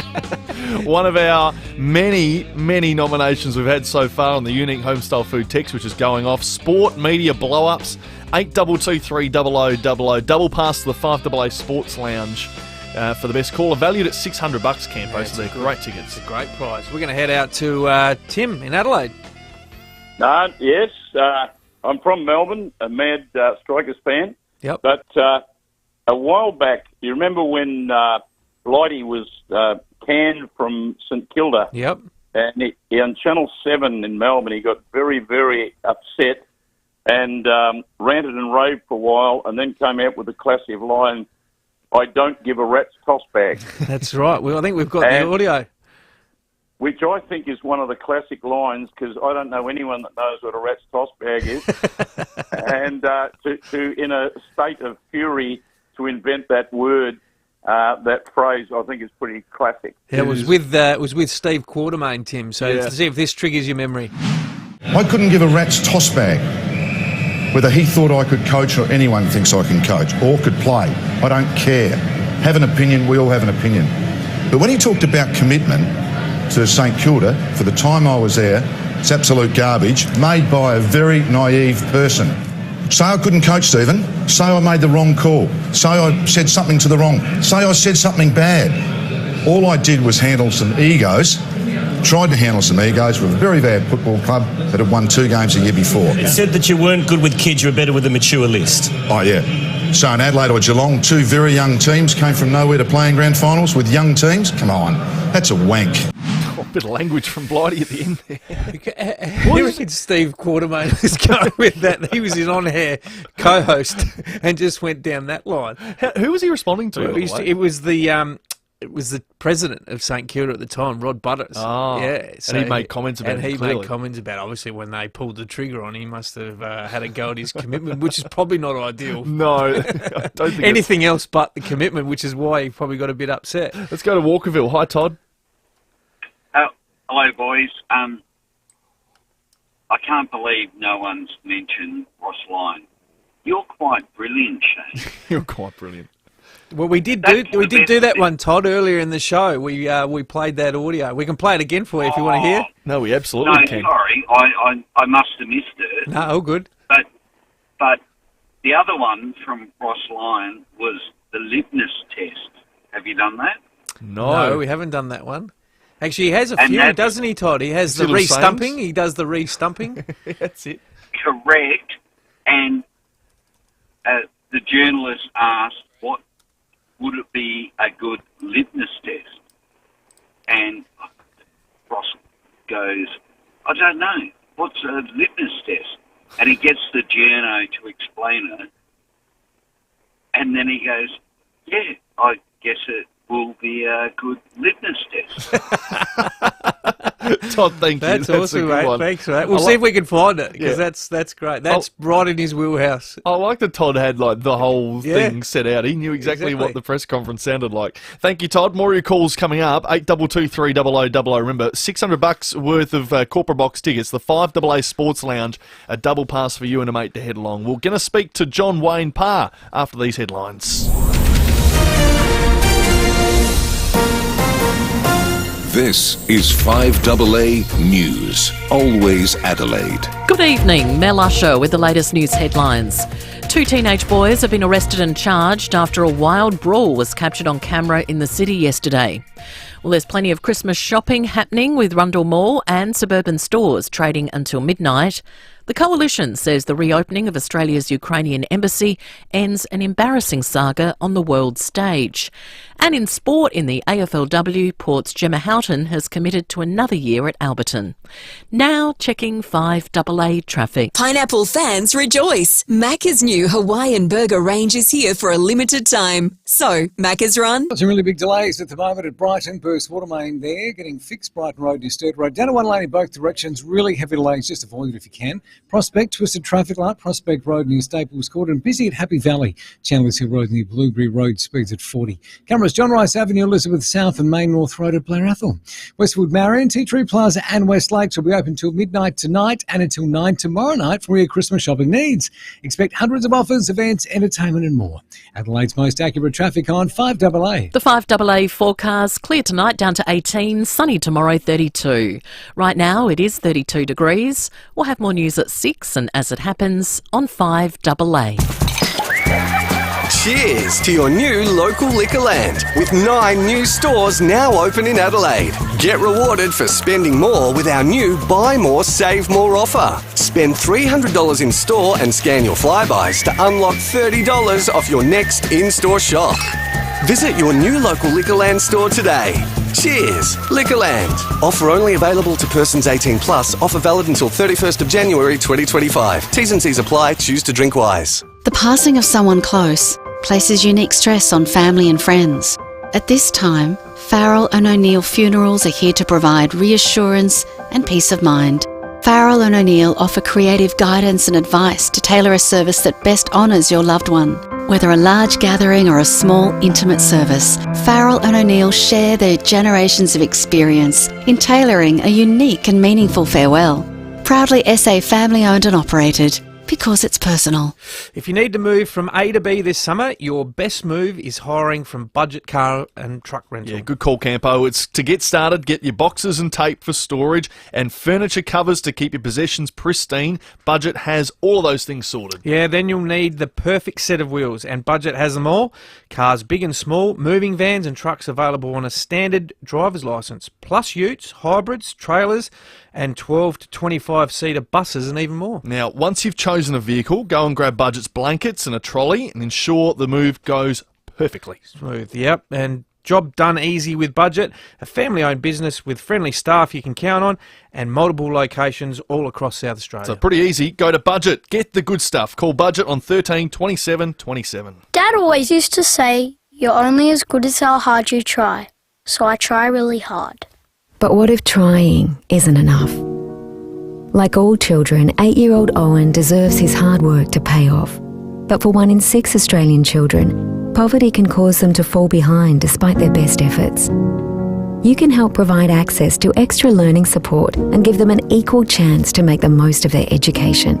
Please donate today. Search the Smith family. On the first day of Christmas, Wayville Hyundai gave to me 3 years of free servicing. Every in-stock vehicle sold this December comes with 3 years of free servicing, plus a surprise from under our Christmas tree. Change the way you Hyundai at Wayville Hyundai. 5AA's Summer Sports Show.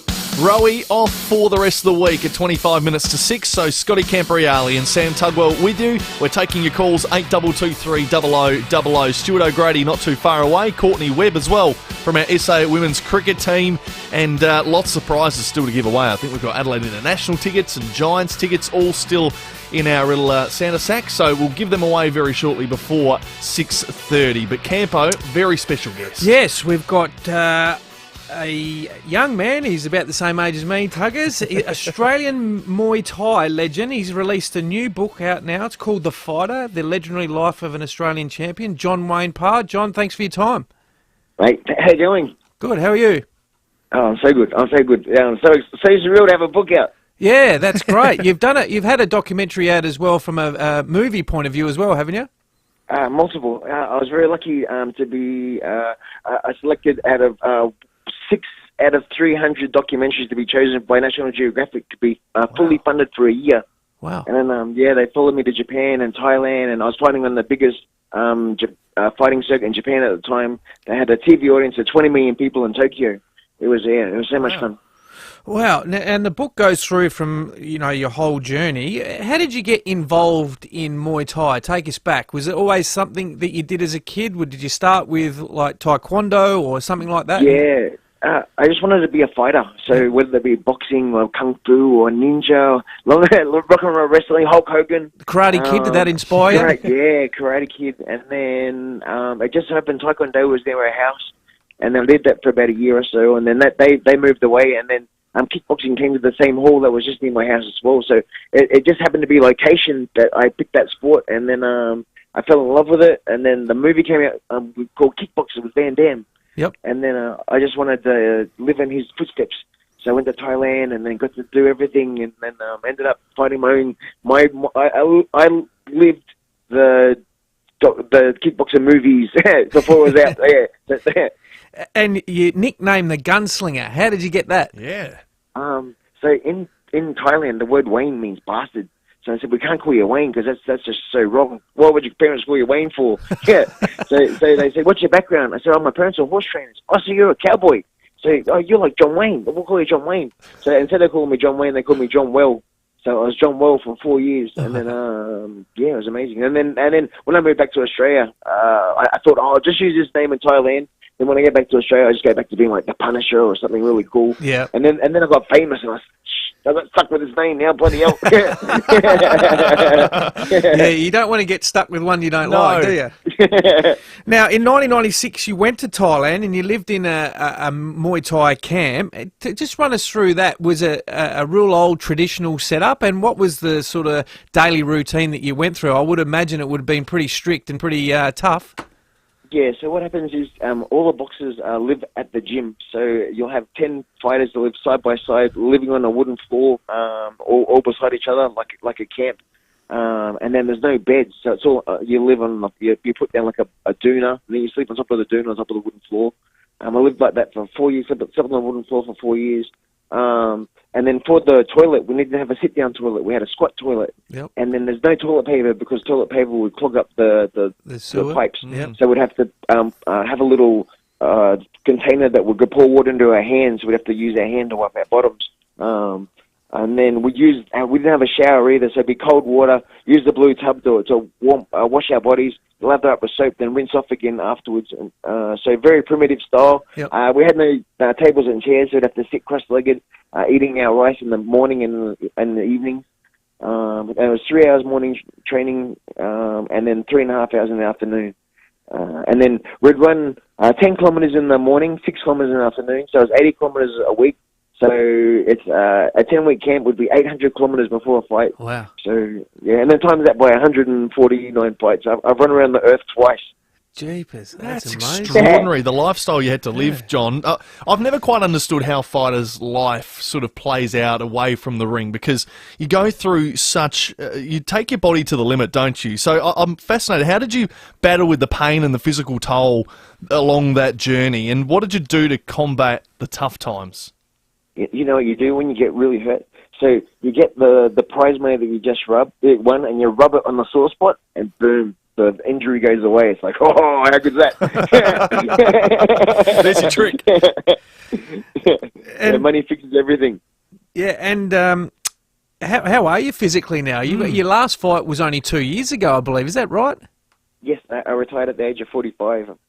Crazy. I had a hip replacement at the age of 43. And then I came back. I was back in the cage 9 months after the hip replacement, and then I didn't win. But the fact that I got back in the cage again and got to have 2 more fights before I retired at 45 was. So my last fight. This one's that makes the last chapter the best. So the last fight, I get knocked down round 2. I come back round 3, almost knock him out. Crowd's on their feet. Crowd goes crazy. And then to finish it up, the crowd vote me for their favourite fighter of the night, and I win $50,000. So instead of getting a watch, I got $50,000. It was the greatest ever. And when I came back to Australia, because it was American dollars, it was 80 Aussie. So even better again. Beautiful. Wow, outstanding. Well, you've been to a few countries and you've been able to enjoy the career that you've had. What's your number one highlight from all those years of being able to tour and fight against so many great people and so many great events? The highlight of my career, I have 2. The first one, I won one of my world titles against a gentleman that beat me in 1997. He cut me with 2 cuts. I got 21 stitches. And then 3 years later, we fought on a competition called the King's Birthday. It's an event that's held in front of 100,000 people in a park. So reflecting back to the movie Kickboxer. Yep. So at the start of the movie, Van Damme's kicking the pads in the park. And so I fought in that park 4 times. And I got to win my world title in that park. In front of 100,000 people, against the gentleman that beat me 3 years prior, and I took his world title off him. Yeah, it was, and live on Thai TV too. So, and then the second one was I fought in the number 1 stadium in Bangkok. I had the fight 3 times in 2 hours, winning all 3. I won a world title, $1 million baht, which is about 40,000 Aussie, and a world title. So, and a trophy from the Prime Minister of Thailand. Sorry. Wow. And then the next day, getting stopped by tuk-tuk drivers and Thai taxi drivers and getting asked by Thais for a photo. To be in their country doing their sport, to be their champion is just the greatest feeling you could imagine. And you're probably ahead of your time, I guess, with mixed martial arts. Do you watch the UFC? Are you interested in it? Yes. If you were 20 years younger, would you have embraced that? Looking back, it's so hard because when UFC started to get really, really popular in the early 2000s, I'd already committed so much time to Muay Thai in Thailand, and then to go back to being a white belt and learning Jiu-Jitsu, and I was just like, oh, and I had so many fights already pre-booked. It's like, and then so like my highest ever prize money was 80,000 Australian. And then to look at these guys making $100,000, and like Conor McGregor's he's in the multi-million, and it's like in that respect, like I'm a little bit jealous at opportunities they're making, retirement, family money, regenerational money, sorry. Yeah. And then, but the memories that I have are priceless. Like to live in a different country for so long and to be accepted by a different culture, and that for me is I'm not going to go to the grave being rich. I'm going to go to the grave as a legend. It's a great legacy to keep. What lessons did you learn along the way? And maybe was there one that stuck with you from a mentor or somebody you worked closely with? Train harder than anybody else. Yeah. You're on this planet for one life. It's your life. Sometimes you're going to make your parents happy, and then once you're older and you pass your prime, you're going to look back and go, oh man, I just missed my shot.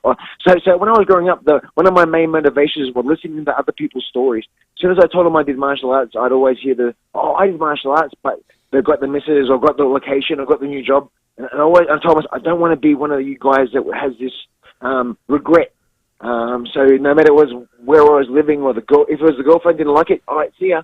You know what I mean? I had to fulfill what I wanted to achieve, and I'm so grateful with it 10 times over.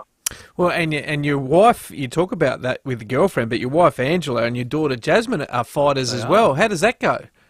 Yeah, so... no back chat in the house?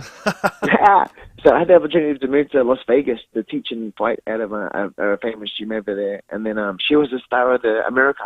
She was the Ronda Rousey, before Ronda Rousey. Yeah. So she just won Fighter of the Year for Inside Kung Fu Magazine, which is this big publication. And then she'd won the first ever gold medal in the amateur games in Thailand, representing her country overseas. And not only that, but she was a half Mexican, half German, Norwegian, American princess.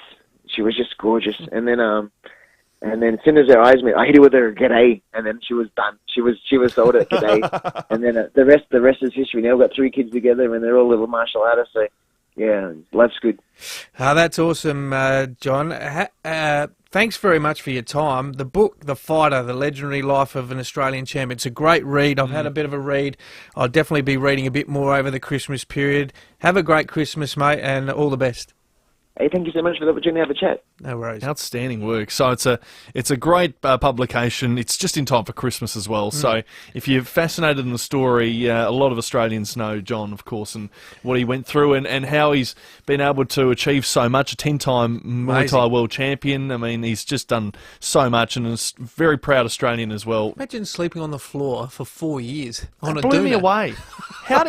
It was so true when he said it was very primitive. And hot. And like, wowee. Yeah. Like, we couldn't put ourselves through that. He's right, though. He'll go down as a legend. And it's not always measured in dollars, but he'll definitely go down as a legend of the sport. No well question. said. Absolutely right. 14 minutes to 6. Very short break coming up. We'll check your roads. And Stuart O'Grady, race director of the Tour Down Under, next. Got some pretty rancid delays at the moment at Brighton due to a burst water main getting fixed. It's on Brighton Road near Sturt Road, that intersection. It's down to one lane in both directions. It's just awful, so avoid that at all costs if you can.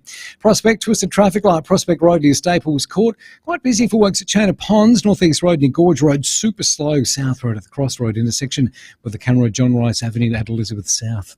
The KFC BBL opening week is here. Don't miss your Adelaide Strikers take on Melbourne Stars at the Adelaide Oval tomorrow night. Search BBL tickets to book now. Adelaide's most accurate traffic on 5AA. This summer, unwind and have some fun with 5AA Night Owls. You can get involved in weekly social lawn bowls at nearly 200 clubs across South Australia. Bring your friends, enter a team and enjoy a night of laughter and competition. Whether you're a seasoned bowler or a first-timer, everyone's welcome. With bar and food available, it's the perfect way to relax in a low-impact sport. Enter your team today and make your summer nights unforgettable with 5AA Night Owls.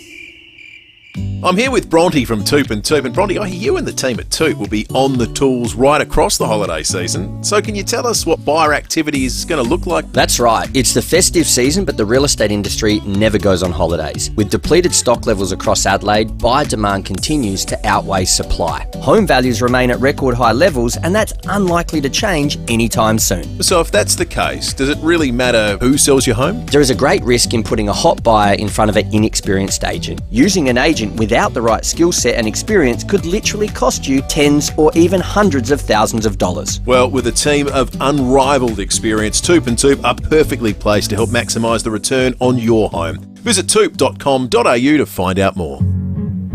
Hi, Brady Bitt here from Mawson Lakes Mazda.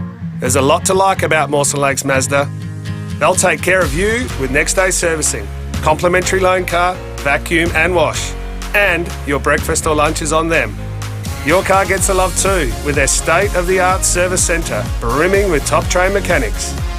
At Mawson Lakes Mazda, they'll look after your car and look after you. Mawson Lakes Mazda, just a short drive from the city.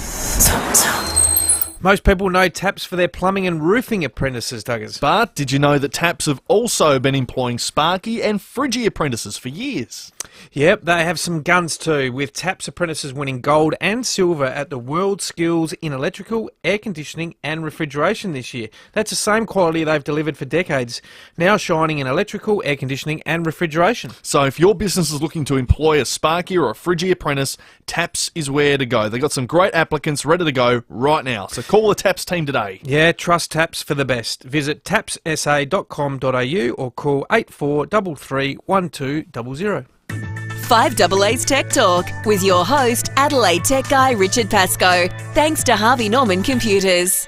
If you're on the hunt for the best student devices, look no further than Harvey Norman. They've got everything from Windows and Chromebooks to Apple computers, all in stock and ready to go. You'll find the biggest range of Windows brands like HP, Acer, Asus and Lenovo. Plus, they've got the latest next-gen AI computers with over 20 hours of battery life. Perfect for school. If you're on a budget, check out their affordable Chromebooks with options under $500. And don't forget about their huge range of accessories and software for both work and education. Need help? Their expert salespeople understand exactly what you need for school computers. Check out this great offer at a Harvey Norman store near you.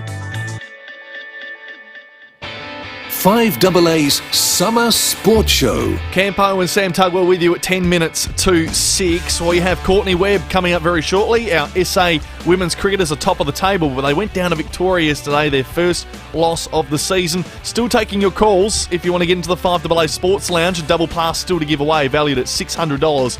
8223 0000. Sports Media Blow-Ups. There's been so many great ones today. And right now, if you want to get along to the Adelaide International, we have 4 tickets to give away. So a family pass, or you and a handful of mates, 8223 0055. Of course, it's at the Drive this summer. It's an outstanding event.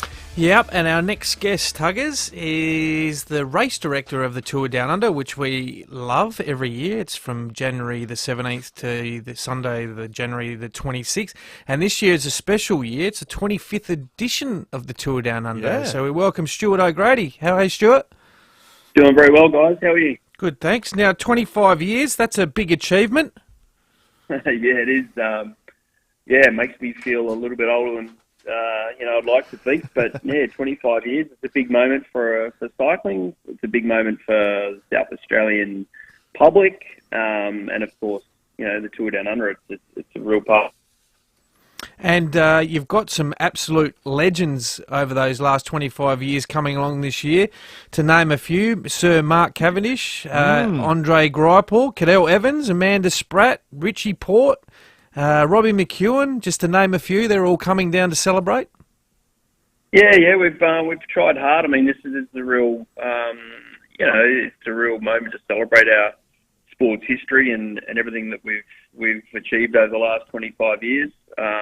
Mike Turner did an incredible job of creating this event with the South Australian Tourism Commission and delivering a world-class race.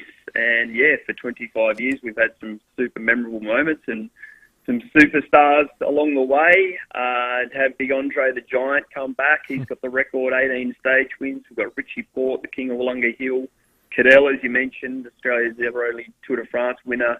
And of course, global sporting hot property at the moment, Sir Mark Cavendish joining us to kick off celebrations. So yeah, we've got a really great talent pool gracing the TDU this January. Well, and it is a great carnival, festival. Last year, you must be pretty happy. You got named as the nation's best sporting event. That's an amazing achievement. Yeah, no, we're pretty happy with that. First bit of silverware for myself since retirement and the team, so we'll take that. But yeah, no, to be up against the likes of the Australian Formula 1 Grand Prix, MotoGP, and all the incredible events that Australia has on offer. I mean, yeah, it's a really nice accolade to have, and nice recognition, I should say, for the whole team. There's so many people behind the scenes which do a lot of the hard work in delivering this great event, and it's all backed by our great South Australian government. Without them, we wouldn't have an event. So our sponsors have been incredible. Santos have been part of the journey, plus many others for many years. So without their great support, we wouldn't have a bike race. But it's certainly nice. It's obviously free for families and the kids to get out there and have a look around. And I guess the beauty of the TDU is we get to explore most of the iconic parts of our great state, you know, whether it's the Barossa, McLaren Vale, the beaches, and, you know, everyone can ride or drive their way and park up and watch a free international sporting event. Yeah, and you mentioned about the participation of the general public. I did a little bit of research, Stuart. The amateur riders can get a chance as well. They get to have a crack at the Stage 3 from Norwood to Uradla on the 23rd of January, and they can either choose the 20K, the 85 or the 120K. I'm not sure I'd do the 120. I'd probably the 20 be enough for me and then hit the Uradla pub. But That'd be nice. That's a great initiative. That's been going on for a couple of years. It's been going on for a long time. Yeah, we've had one. We missed out last year, but we brought it back for the 25th anniversary. It's a really important part, you know, for our community and for the fans. I mean, we have people come from far and wide, and for them to take off from the start line and actually ride the stage that the professionals race over a few hours beforehand on the same day in the same conditions, it's pretty exciting. Yeah. And I guess it makes you know, it gives everyone a little bit of an appreciation for the speeds which the guys are doing. You know, I'm not sure exactly the times these days up to someone from Norton Summit, for example, but the pros will be racing up there at just over 30 kilometres an hour. So it kind of gives everyone a bit of an appreciation of how fit and fast the guys and girls are. Stewie, being 25 years, you're launching a brand new Tour Down Under Hall of Fame, which I'm absolutely loving the concept of. So you're going to do that halfway through at the Adelaide Oval next year while the week's in progress. So that's a really special initiative being put in place. Yeah, it's really important for us to reflect on the people that made this great event possible. And as I said, there's a few people that have been highlighted throughout the journey. Mike Turner is an obvious example, but there's a lot of people that behind the scenes, the volunteers, the people that really built this race from the ground up from day one, who probably haven't got the accolades and recognition they deserve. And a Hall of Fame is a great way of kind of introducing that and bringing those people to the forefront. So, yeah, it's a great initiative and very exciting to launch that as well. No, it's really, really outstanding, and well done to you to organising all of that. So you've got your 6 stages all ready to go for the men. You've got the 3 for the women. I wanted to know, because you have got a lot of emphasis on the 25-year milestone this year, whether you looked back to the inaugural year of 99 for any inspiration for what you were going to do with the stages or anything with the concept of Tour Down Under this year? Absolutely, great question. So, yeah, I had to reflect on, you know, the history of the race. So bringing back a few of those original circuits from the 1999 race. So we're doing the opening criterium for the men back in the East End, which is always a real highlight. Stage out at Tanunda is almost identical to the one back in 1999. We've got a Glenelg to Victor Harbour in there, which was pretty iconic. You know, that's for me personally, that's the one that, you know, I managed to slip away and win the race. So, and then the all important big banging Super Sunday, you know, having that final stage in the heart of the CBD.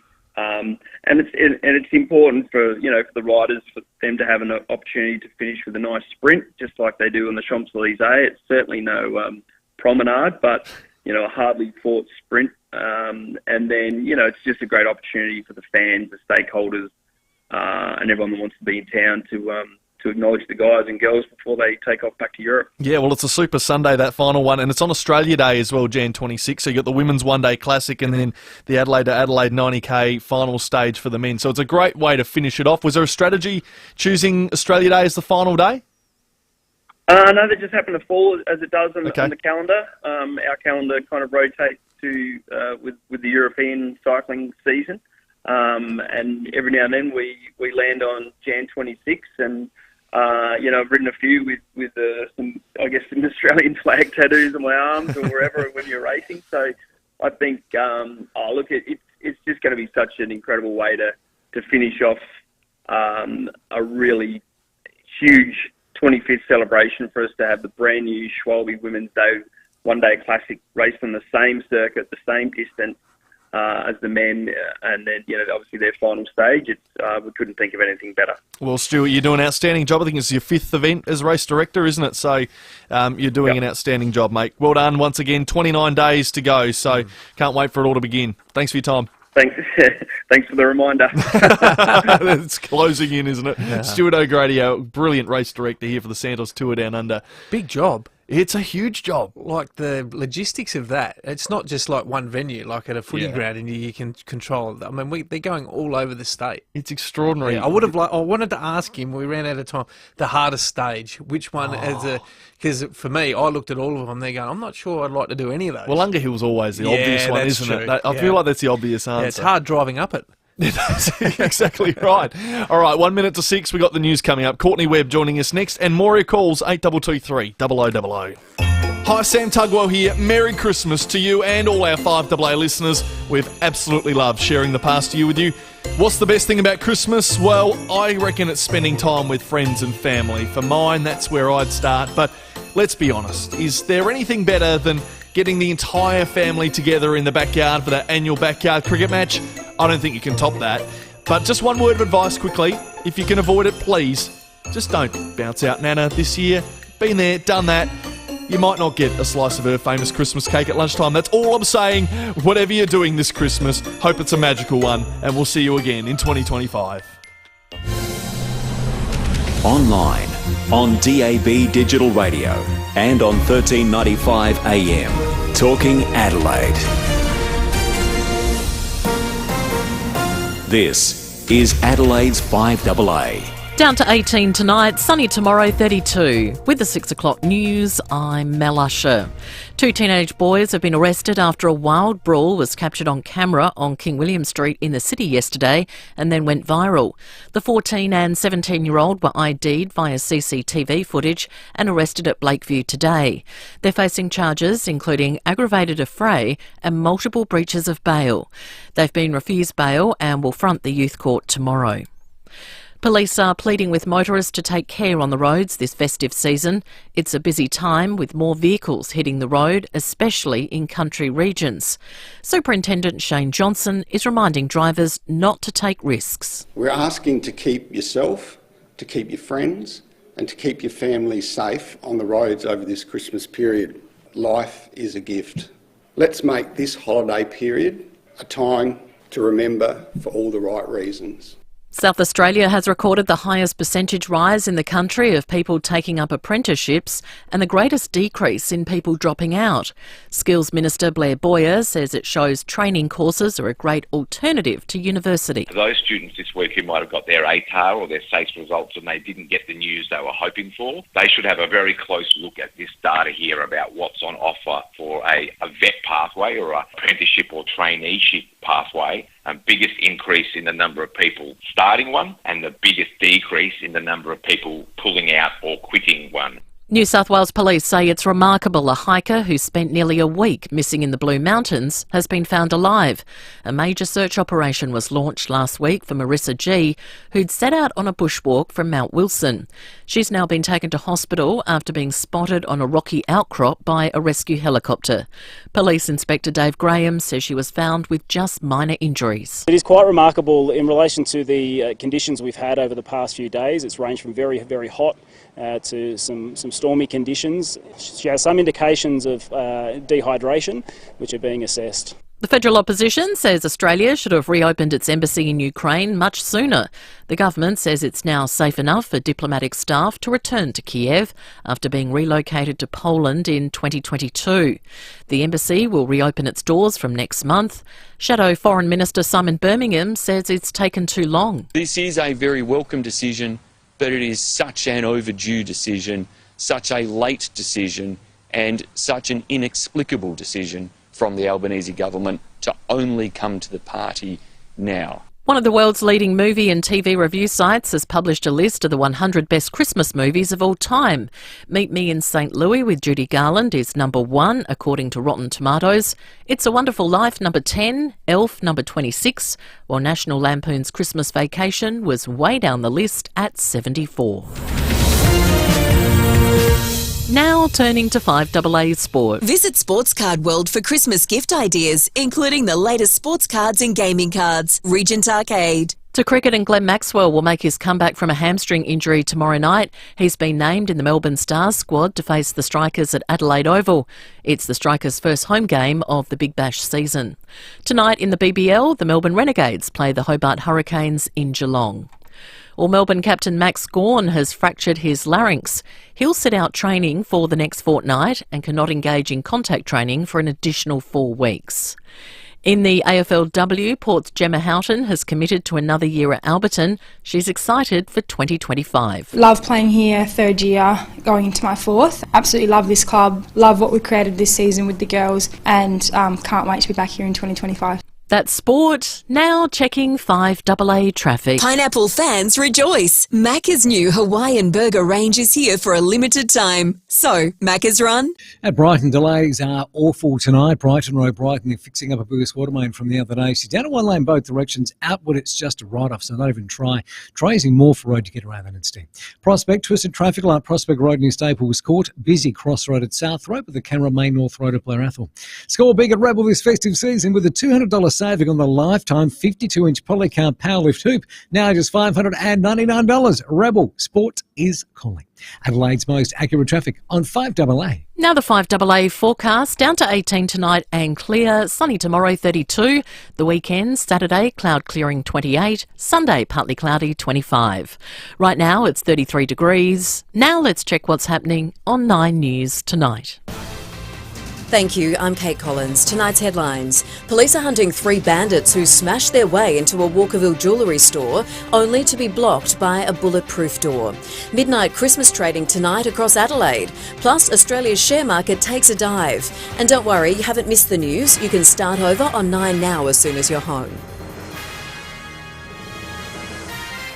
Ready to step into your best years at Encounter Bay? Ocean View Lifestyle Resort is now selling. Explore our brand new luxury homes with ocean views. And with our health-focused facilities and endless activities, your next phase of life will be your best yet, with pools, gymnasiums, bowling greens and more. Learn more at our new display centre at 1 Banfield Road, Goolwa North. Visit oceanviewresort.com.au. Welcome to the circus. Arcade, bowling, crazy shakes and prizes. All in a day's play at Archie Brothers Circle Electric. Good times guaranteed. Search Archie Brothers deals for great school holiday offers.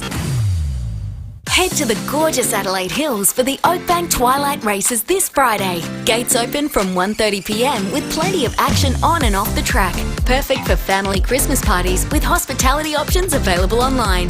The Oakbank Twilight Races is family friendly with after-race entertainment including live band Purple Monkey. There's plenty of food options too with food trucks and pop-up bars. Tickets and hospitality options are selling fast. Visit oakbankracingclub.com.au now. Gamble responsibly. G'day, it's Fitzy here. You know what, I wish my kids would call me a legend, but the actual legends down south are Lamb Solar. South Australia has some of the most expensive electricity prices in the world, an unfortunate fact that Lamb couldn't accept. Lamb is a team of local champions who care about finding the best solar solution for your home. They're honest and they don't do the hard sales thing. So if you're thinking about solar, think LAMM, Lamb, the real legends of the South. Harris Scarf sale is on now. Save 40 to 60% off dinnerware, cookware and glassware, up to 50% off coffee machines, plus save up to 60% off air fryers. Hurry, sale ends soon. Harris Scarf, great brands, great prices. $20,000. Want to win it? Here's how. Edwardstown Mazda's incredible 2024 plate clearance sale is heating up. Buy a new demo or used car from Edwardstown Mazda and you're in the draw to win $20,000. That's right, $20,000. Why would you go anywhere else? Your dream Mazda and $20,000? It's gotta be Edwardstown Mazda, the #1 destination for Mazda in SA. T's and C's apply. T24/1786. Streaming live via the 5AA Player app on DAB Digital Radio and on 1395 AM. This is 5AA, always Adelaide. 5AA's Summer Sports Show. 8 minutes after 6, Campo here with Sam Tugwell. We're here till 6:30 as well, and we're taking your calls. Sports blow-ups, 8223 0000 is the number. Remember, we got a $600 valued double pass to the 5AA Sports Lounge. It is that good. The Strikers and the Hurricanes, it's the best seat at the Adelaide Oval to take in the Big Bash. So call in right now, 8223 0000. Campo, any more on the text line that are worth reading out before we get to our calls? I have got one. Malcolm Blight, when he famously quoted, "I couldn't give a rat's toss bag," whether he thought. So we've had that one already. Yes. One big spray Malcolm Blight at David Pittman is another one. Or iconic. Here's one for our very own Stephen Rowe. Every time after a Crows game, someone's just giving him a little clip there. He's passionate about it. Actually, can I just chime in here? I've got audio of the other in this room usually, Timmy G. Yes. Remember during the showdown this year? I do. Absolutely spit it. And his coffee cup got crushed in the process. Have a listen. Worrell in front of Marshall, and I'm getting sick of it! Timmy Jennifer, good call. Every time! And it's Timmy! It's 6.5 minutes in the second quarter. Far be it for me to say, get some emotion and some control into your life. Me giving you advice? Fair dinkum. You're going rough. So good. Will they be listening? Do you reckon Timmy and that? No chance. Oh, come on. No chance. Timmy, give us a text in, mate, if you're listening to it. We're having a bit of fun on your behalf. That's it. Let's go to Highgate. Hi, David. Yeah, g'day, guys. You're talking about stoushes in sport, and I know you're focused on, like, journos and stuff, but the best stoush I can never forget is Kevin Muscat and Johnny Cosmina on the touchline there. Yeah, yes. Muscat goes, Cozzy's sitting down, and Muscat goes to grab the ball from underneath the seat, knocks Cozzy over. Cozzy gets up, grabs him by the throat. It was magnificent. Let's relive it for you, Dave. Yeah, Kevin Muscat and John Cosmina having a real set-to on the sideline. This is not really what we want to see. And Matthew Breeze has got some sorting out to do here. They're two like stoic characters, Yeah, they aren't are. So they were just always bubbling away. They did, absolutely. That's Yeah. a great call. Thank you, David. Appreciate that one. You're in the running. Vinny at Grange. Hi, Vinny. Okay, guys. I don't know if you remember Mel Brown, after losing a game, a Channel 7 reporter came up to him with a microphone. Yep. Mel Brown grabs that microphone, breaks it all up and throws it away, right? And the Channel 7 reporter, he just stood there stung like a mullet. I do remember that That's one. a good one. There's another one too in his driveway, if you remember too, Vinny, where he a reporter grabs him in his driveway. I'm not sure we might have to put out some beeps or dump it with a couple of the words that he In used. a nice way, he goes, could you, like everyone else, set an appointment, otherwise bugger off. He was outstanding. Sports blow-ups, 8223 0000. Everyone's in the running so far for that double pass to the 5AA Sports Lounge. But we do have to get on to our next guest. And unfortunately, our next guest suffered their first loss of the season. Not ideal, but it was a close one against Victoria yesterday. Our SA women's cricket team, we're speaking of Courtney Webb, who at least she had a bit of a positive day. She ended up scoring 100 for us, her first ton of the season. Courtney joins us now. Thanks for your time, Courtney. Thanks for having me. Yeah, shame about the result yesterday. How'd the team take it? You had a great start of the year, 4 wins in a row, but then after the Big Bash break, first loss. Yeah, I think obviously a little bit disappointed with how we started, and then to get to a pretty good total in the end, to not defend it, yeah, it hurt a little bit, but I mean, that's probably, one of our worst games that we've put together as a team, and to still get really close, I think there's still lots of positives we took from it. So what was the review like, Courtney? We like asking those things in here about do you move on pretty quickly? You obviously got another game coming up pretty quickly in tomorrow, but was it more the bat, the ball, or was it more fielding? Yeah, it was probably just not assessing the conditions fast enough. I think Junction Oval early on can be a little bit tricky to start with the bat, and Victoria bowled really well. We were 6 for 60, so it's always going to be tough to come back from that. So we probably just didn't give ourselves a chance at the start of the game, but to take it all the way to 49th over, I think it was still a great effort. Well, you and Gemma Barsby put on a great partnership around 140 runs, so you resurrected the score and got it to 278 at least. You were proud to sort of play the way you did alongside your skipper, and you got to triple figures as well? Yeah, I think so. I think, for me it was probably an important innings on a personal note, but also to get the team to a defendable total. It was good to sort of dig out of that hole. And I love batting with Jem. She's really calm at the crease, so we sort of, feed off each other a little bit and tend to bat pretty well together. So, it was great fun out in the middle with her, and to get us to a decent total was, really fun. And little off-field, we've just had the AFLW draft. You were on Carlton's AFL list. Do you miss the game of AFL, or are you happy in the cricket circles?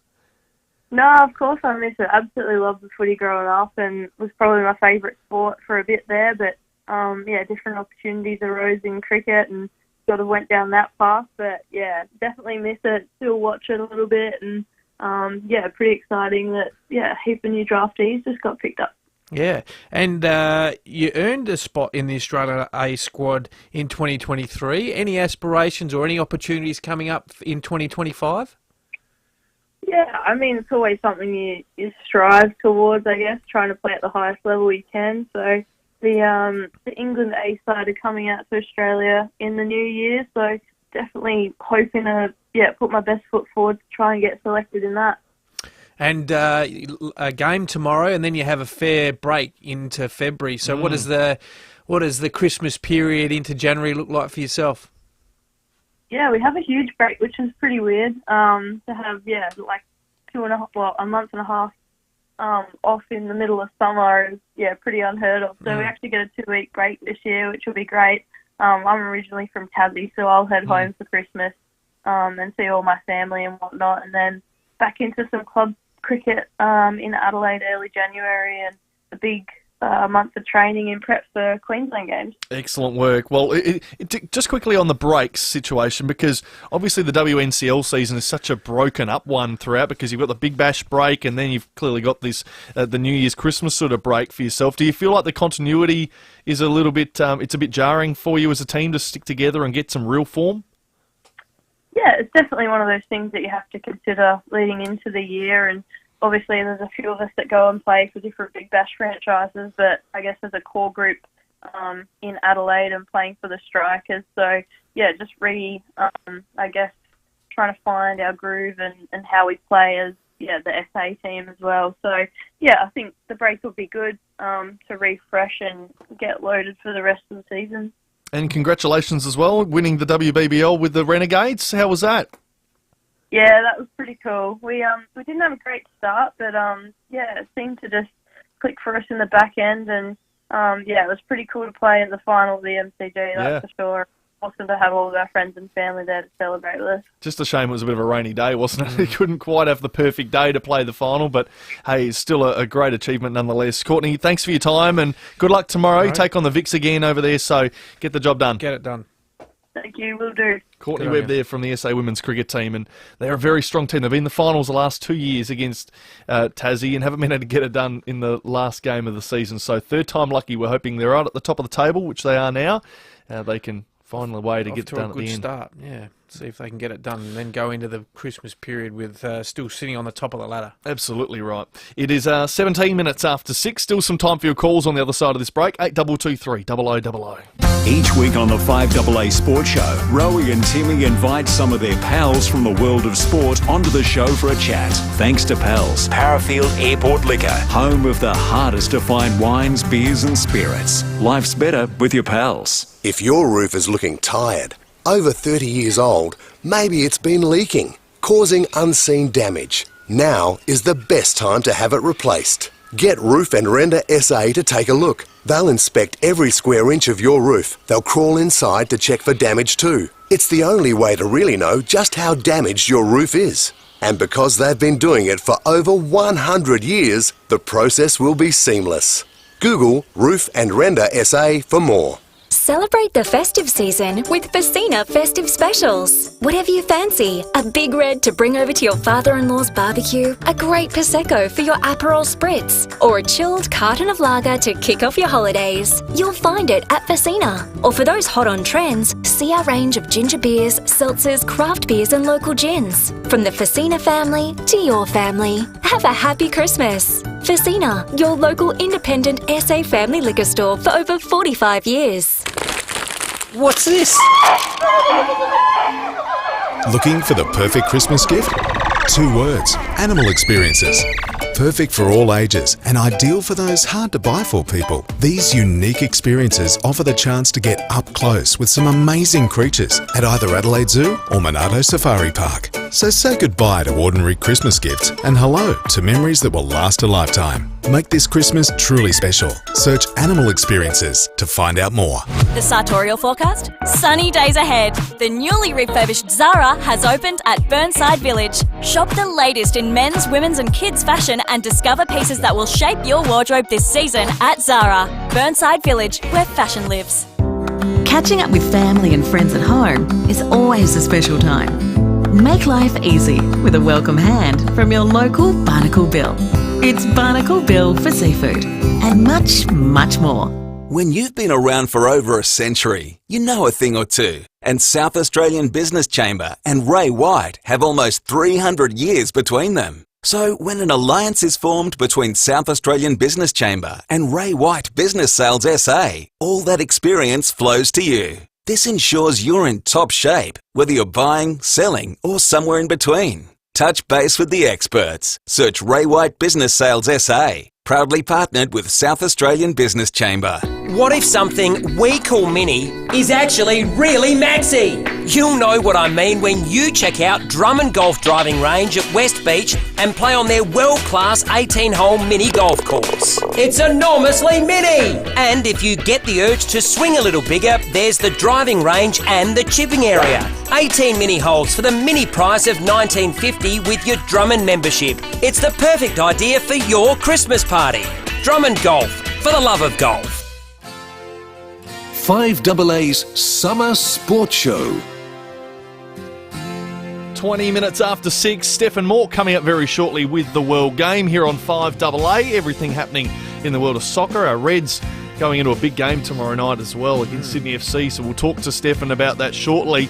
8223 0000, that's the number if you want to get involved in the show. We've still got that double pass to give away. We'll do that in a couple of minutes' time, so just sneak in last minute. And right now, if you'd like to get along to the Adelaide Giants, they play a huge series. It starts tonight all the way through to Sunday. 4 games against the Sydney Blue Sox down at Dicolour Australia Stadium at West Beach. You can get tickets at adelaidegiants.com.au, but what we'd love to do is get you and 3 mates along to see the action for yourself on Saturday night. So if you first caller through now, 8223 0055, those tickets are all yours. Let's get out to our calls, Campo. Who have we got on the line? We've got Greg out at Modbury. Hello, mate. How are you? Good.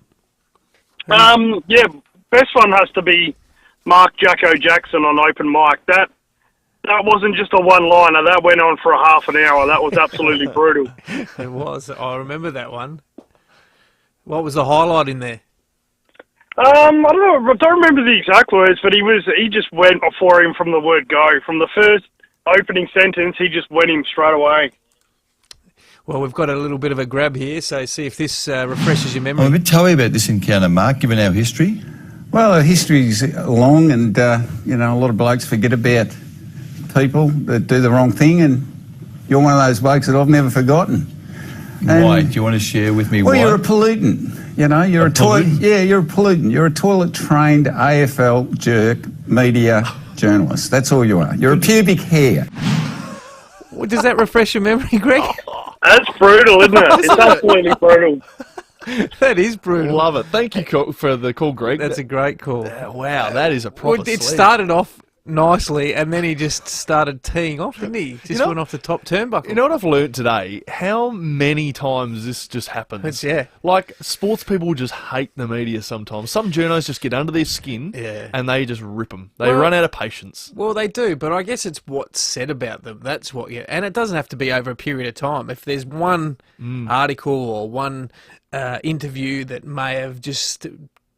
enemies are made right there. Bang, it happens. But we've got another one here on the Unique Homestyle Foods text line. Hey guys, Giannis Antetokounmpo response to a reporter after being knocked out of last year's NBA playoffs. His response: outstanding. He looked ready to unleash, but composed himself and took him down superbly. I remember watching this, Adrian, and it was a great response.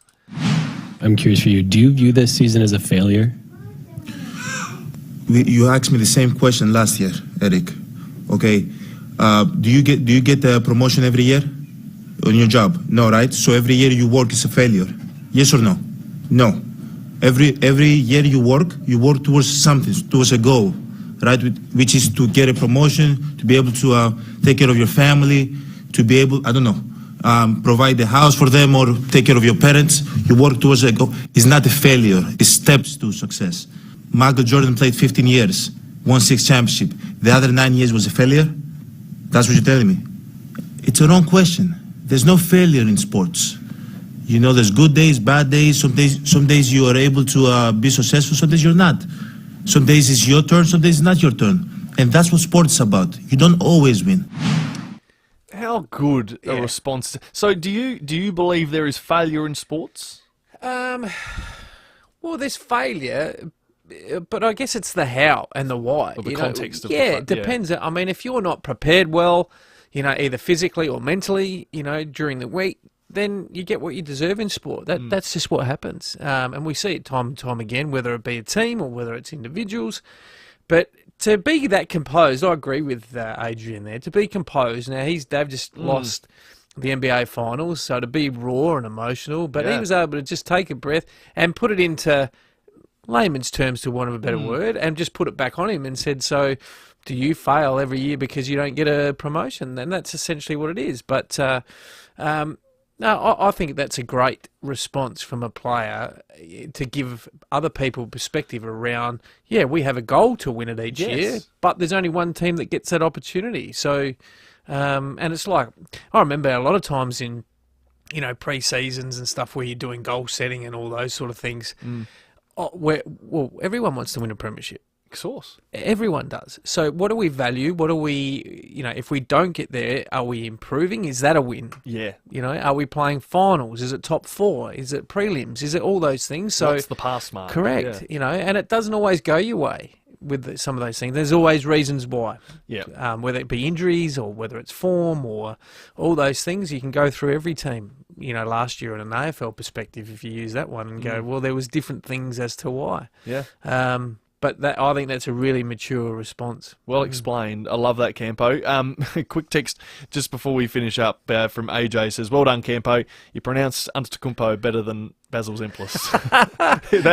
I've been practicing. That's one of the iconic ones as well. Basil just trying to read the news, and I reckon he calls him Antetokounmpo or something like that. He just had no idea what he was doing. Righto, so we got an award just before we get out of here. The double pass, the FIVEAA Sports Lounge. Strikers Hurricanes next Friday night. Great seats. Who are we giving it to tonight? Well, there's a couple of close ones in the end. I actually really liked the Mal Brown one, but I think we ended up with Vinny with Mal Brown. That was a really good one. But I did actually like the last one as well. But let's go with Vinny. Well done, Vinny. You are off to the Adelaide Oval next Friday night in the FIVEAA Sports Lounge. There is absolutely no better place to watch the Big Bash. Time for us to go. Thank you so much for joining us. We, of course, are back tomorrow at 4 o'clock. But coming up right now, it's the World Game with Stefan Mork. So I've decided it's time to spruce the house up a little. And by spruce it up, you mean another visit to Jeb's Cross Home HQ, yeah? Well, it has everything I need. SA Lounge Suites, A-Mart, Burns